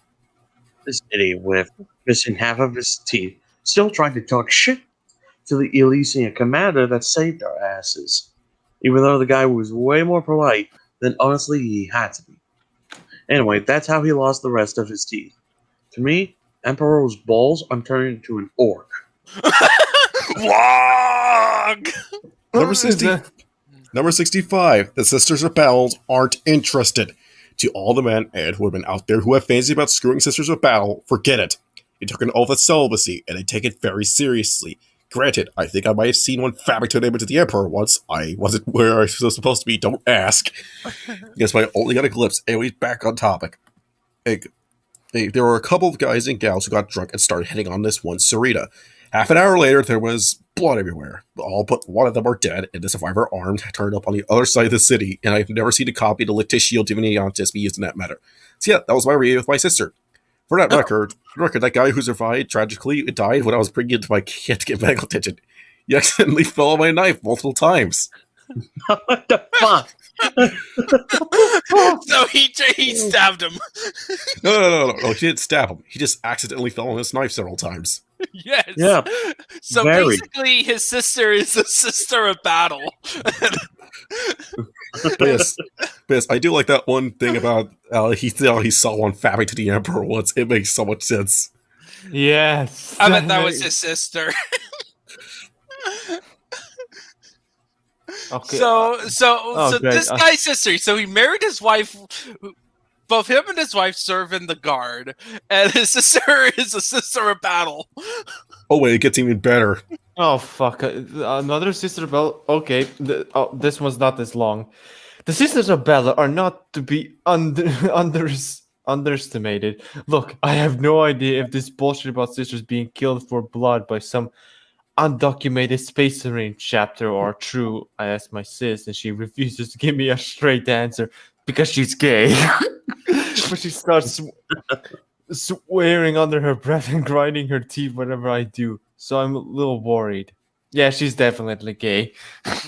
Or just hates you. No, she loves him. Not that love, not that love. So get that dirty thought out of your head. Yes, I know. We're not in redo of healer territory, people. No, yes, I know what kind of love. Family love, not fucking, We don't know. Redo of healer fans could be crazy, I bet. Remember how to survive our hero anime tips? It's the last one was don't fuck your sister. And even if it turns out that you're just adopted or you're not even related at all, still do not fuck your own sister. You degenerate! Yeah. But they're still heads and shoulders above the rest of the guard. They have bolters when we have our las guns. Well, you have las guns. I have a hell gun. Hell gun. That's a las gun, but better. So maybe don't alienate the ladies with the big guns, because I'm just going to point out laugh when you're being away at the Chaos Space Marine all by yourself. I've done this before and I'll do it again. Oh shit. Number 67. Ditch any scavenged Tau weapons before you get back to camp. Look, I know. This one is really painful to do. I'm not a big fan of the Tau, but they make damn fine weapons. But in my first enlisted year, when I was still wet between the years, and we were fighting the Tau and captured an armory, we helped ourselves to the weapons and dug in. I can't remember the last time I had so much fun. Those weapons were accurate, powerful, and above all, satisfying. We racked up one hell of a kill count. We're still riding the high all the way back to camp. Then everyone in my squad was executed for using heretical alien tech. They only didn't do me because I accidentally lost my pulse rifle on the way back.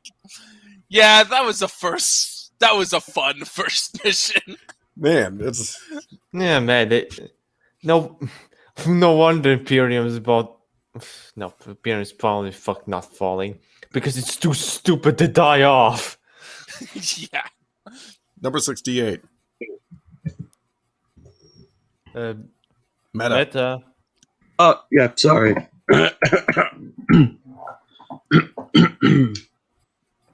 Force feeding the Carnifex soldiers. Carnifex soldiers is an effective way of killing it. Yes, this happened. I imagine the guy who tried it was a fan of Kurfik Chenkov. Sadly, the Carnifex had been killed by more conventional and rational means by the time we got our heads on him. So the obvious route of giving him an ironic death was out of the question. So we got uncreative and just clubbed him to death, starting from the bottom and working our way up. How is force feeding Karvik soldier killing him? How is that even possible? They're carnivorous. Oh, I get it. Let's just say we kind of enjoyed a nice meal after that clubbing. Number 69. Nice. Don't pick on psychers. This just doesn't end well for anyone.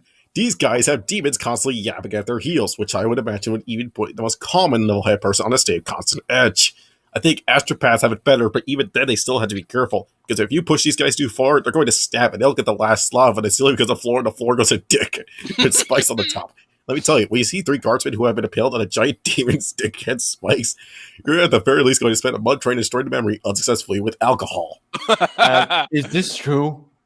Maybe. Yeah, it's the warp. The warp does everything. There are no rules, only hell. So it makes no sense. Nice. Oh fuck! Long text.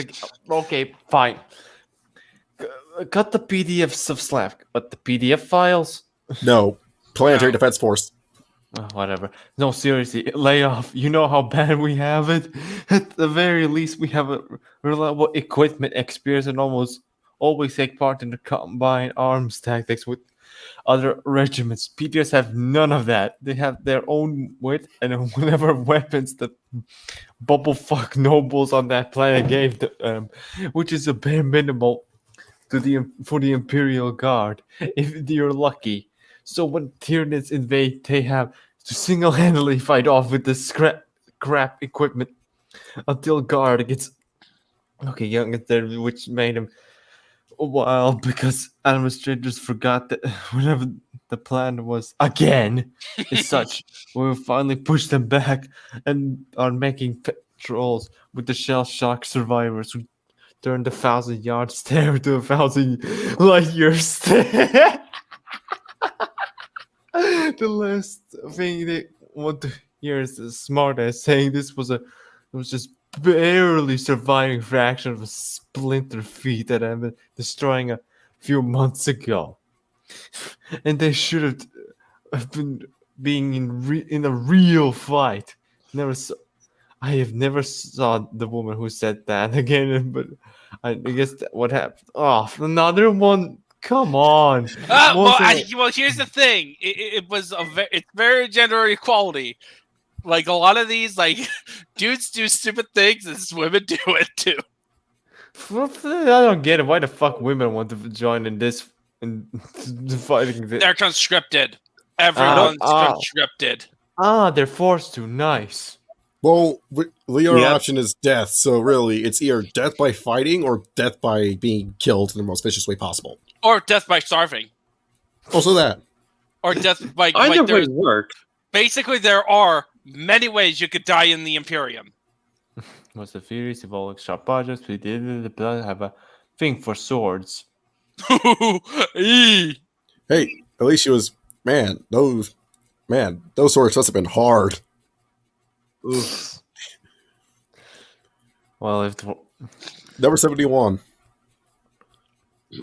Ninja. Oh, make sure there's air on the other side before you open the airlock.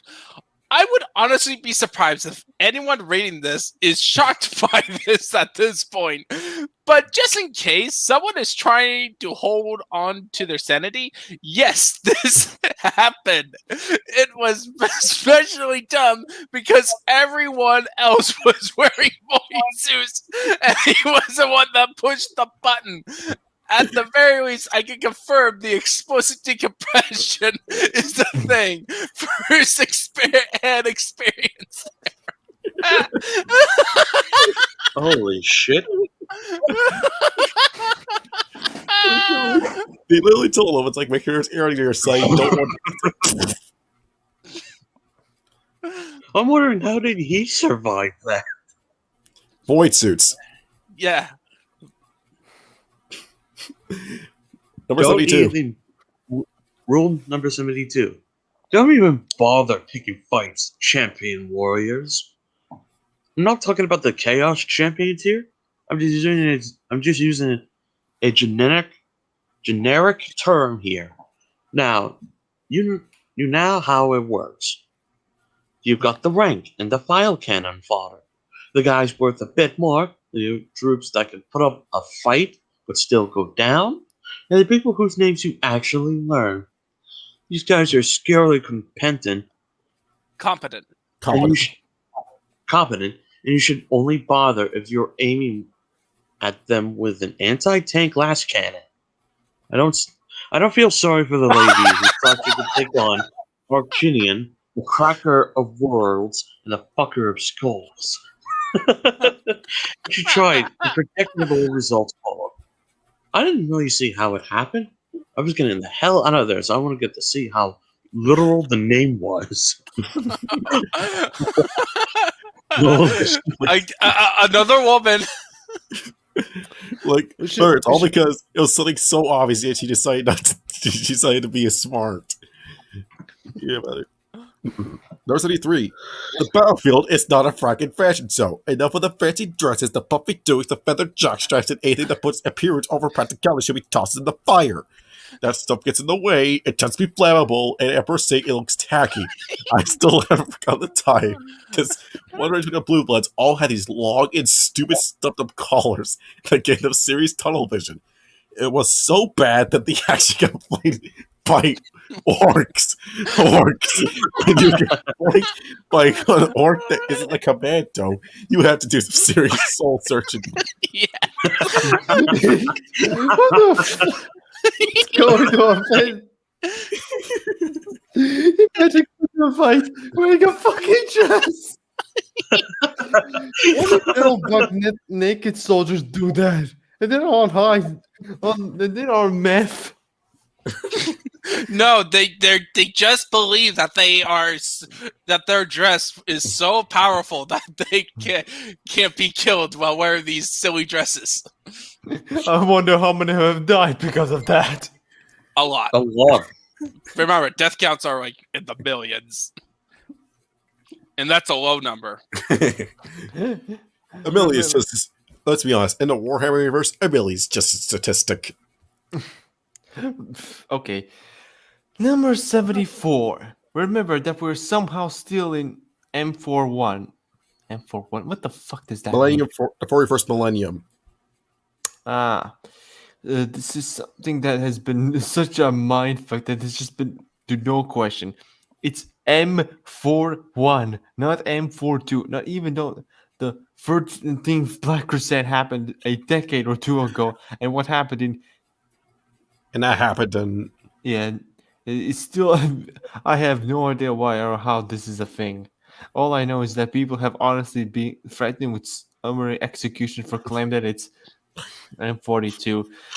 So just don't bring it up. No real reason to anyone. It's just not like M40 and M39 were the different from M40.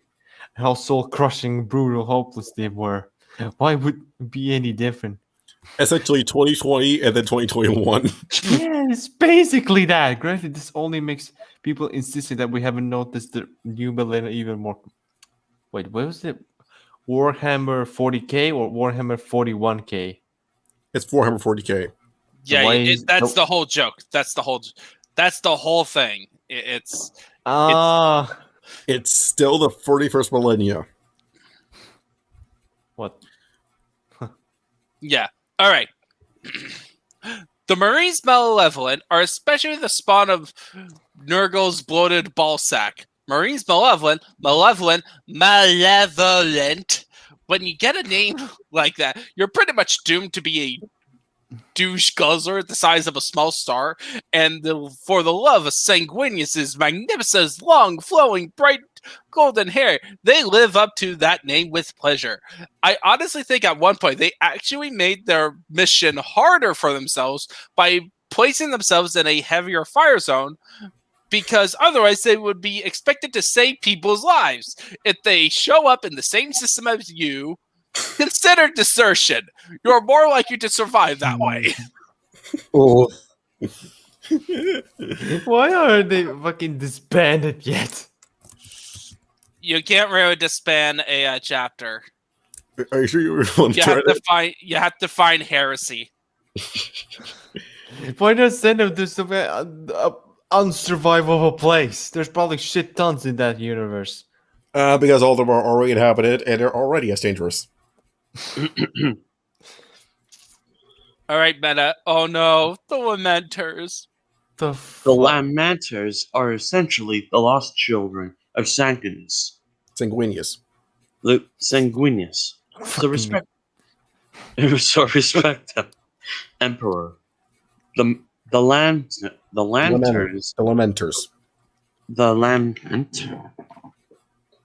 Easily the most tragic Space Marine chapter in existence. The words are, "For those we cherish, we die in glory."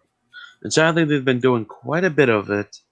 They've been shunned by the Imperium for the most trivial of things.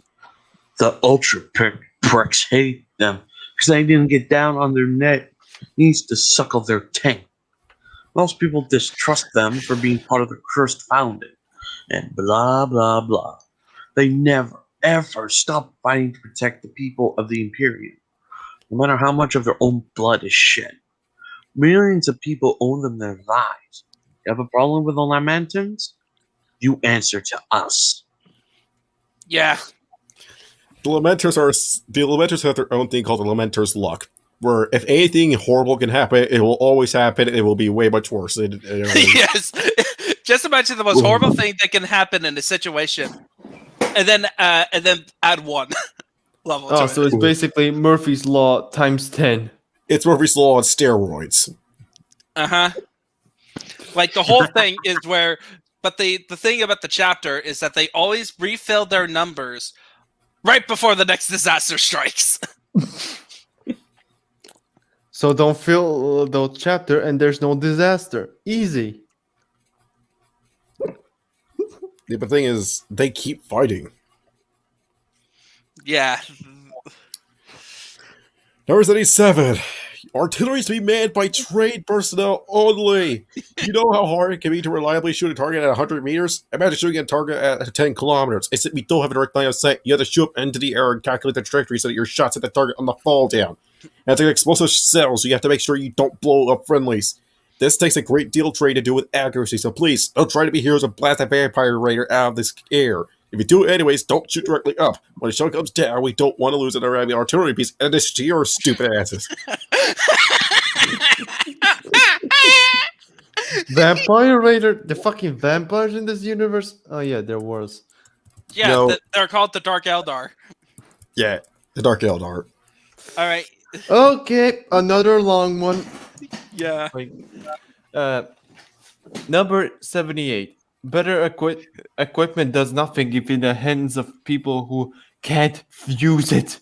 Okay, this one isn't from me, but they're from my better half. She was from planet under heavy influence from Iron Hands. Oh, they sound handy. They were getting annoyed by us dying all the time, so they had an idea. Augment several million scenes. They did not half-ass this. Cybernetic limbs, eyes, several organs, metal enhancers were all standard issue. And this stuff was top notch. Just one little problem. They get all the fresh recruits who were never seen firefight before. Hundreds of thousands that were all dead before the invasion. It's plenty of their ones after all. My wife is one of the few who actually lived long enough to use the implant properly. How? How do you frack up to so badly? If we had billions of veteran sergeants with stuff like that, I'm sure. I'm one, so I'm a little biased. We could have serious damage, but no. The Irons were so concerned about how the flesh is weak. These people don't know what the fuck are they doing.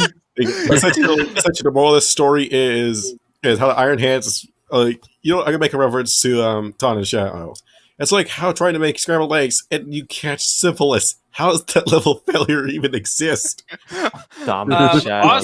Also, this guy's wife is a cyborg. Man, his awesomeness rate just went up to 100. His wife is literally Android 18. Yeah, well, okay, now that brings up the question. Is that part still can she still have babies? Probably. We didn't find out. I hope. I don't know. The flesh is weak. Now I know where that came from. Oh, the mounts of the Death Riders from the Death Corps Krieg are not cute horsies. Do you know the first thing about the Death Corps? I mean, it's in their frackin' name. They're from a radioactive hellhole, and I think they like it that way. Their horses reflect it, because someone as bad shit as a Kriegsman wouldn't be happy if they were riding into battle, was they as fucked in the head as they were. Simply put, if you try and pet one of them, expect to lose your hand and wrist and the rest of your arm. And then your head. Those things have big appetites. They're horses, not wolves. No, they're basically horses on steroids. Horses don't eat meat, even if on steroids. Oh, listen, these are radioactive mutated horses. They're not the same. Oh yeah. I'm dumb. Okay, the final goes to Meta. Hang on. If you. What? He's gonna show us the horse. Oh god, you could show us the fucking horse. Like, just to show you how different a regular horse is from a death mount. I know what a horse looks like. That's a death mount? They look like a normal horse, just a little bit weird. No, They look like horses with no hair. their hooves looks like shark claws. hooves. Yeah, their hooves do look like claws. Not gonna lie. And remember, that has a that's a metal casing on front, so you don't even see the face. Yeah, Yes, probably. and here's a creek mount. Creek mount. That's the horse. The Krieg mount is a genetically modified version of the original Terran horse used by the Astra Militarum Deathriders, a Krieg that no longer resembles its ancient ancestor. Having it designed to endure far worse battlefield against shields than ever existed in Terran history, its physique is far stronger than that of a normal horse, with its hind legs being able to clear trenches and power the creature through thick butter over rubble. Its splayed feet are also better adapted to moving in difficult or nearly impossible terrain. The creature is almost hairless, it no longer has a tail, only the remaining stump, while its mane has been entirely burned out, leaving just short bristles which do not become tangled and require no maintenance. Its neck is longer than that of a Terran horse, with broader shoulder and yoke. Psychologically, these creatures are far more aggressive than their domestic Terran ancestors, with drug injections being used to make the creature fruitless in facing on the enemy. At battle, the animal will charge directly to the foe's lines and will not be startled by weapon fire or explosives. Due to the Krieg seat's unstable body chemistry and metabolism, it has to be constantly monitored by its rider and stabilized with additional chemicals. This means the creature can sustain injuries that would kill lesser creatures, but leave many of these mounts with horrible scars from previous wounds. So, we are talking about a super horse that's been severely mutated and drugged. I wonder if Little Boots knows about this. Maybe. Since he is like a big 40k fan, I think. Okay, Meta, you're still here? When you execute everyone in the squad except one, expect the survivor to murder you. I don't know what he was expecting. I remember his face, his name, his unit, everything. I bided my time, waited years. I pulled enough strings to get sent to the same planet where it all happened, where he was stationed. I blew his brains out all over the illegal graves I had made for them. And thanks to all the evidence I planted in his room, he's now remembered as a traitor and a heretic. He's dead, his reputation is gone, and his last moments he was begging for his life. If anyone ever tells you revenge is hollow, I say, oh, if you're stupid. Smart, revenge is the best feeling in the world. Oh, this was a continuation of that one about the Tau weaponry. Oh yeah. Oh yeah, nice.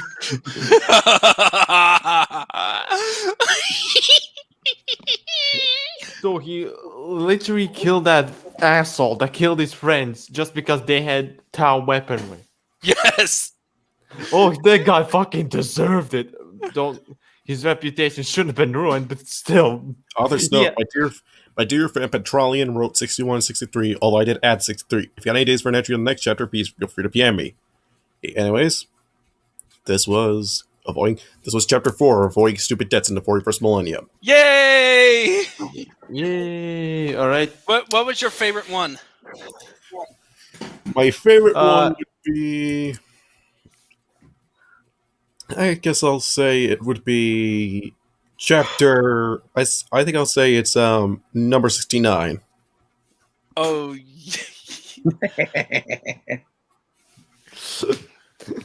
And 71.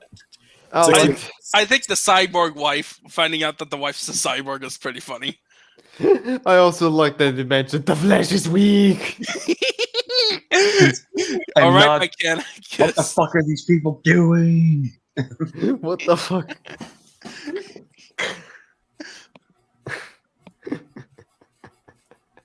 Yeah. All right. I think that wraps it all up. Yeah. Yeah. Yep. Till next time, everybody. We'll actually be back tomorrow for our special. We're reading the document Scion of the Force, Star Wars Episode 1 rewrite. Yay. I won't. Is it just you two? I think so.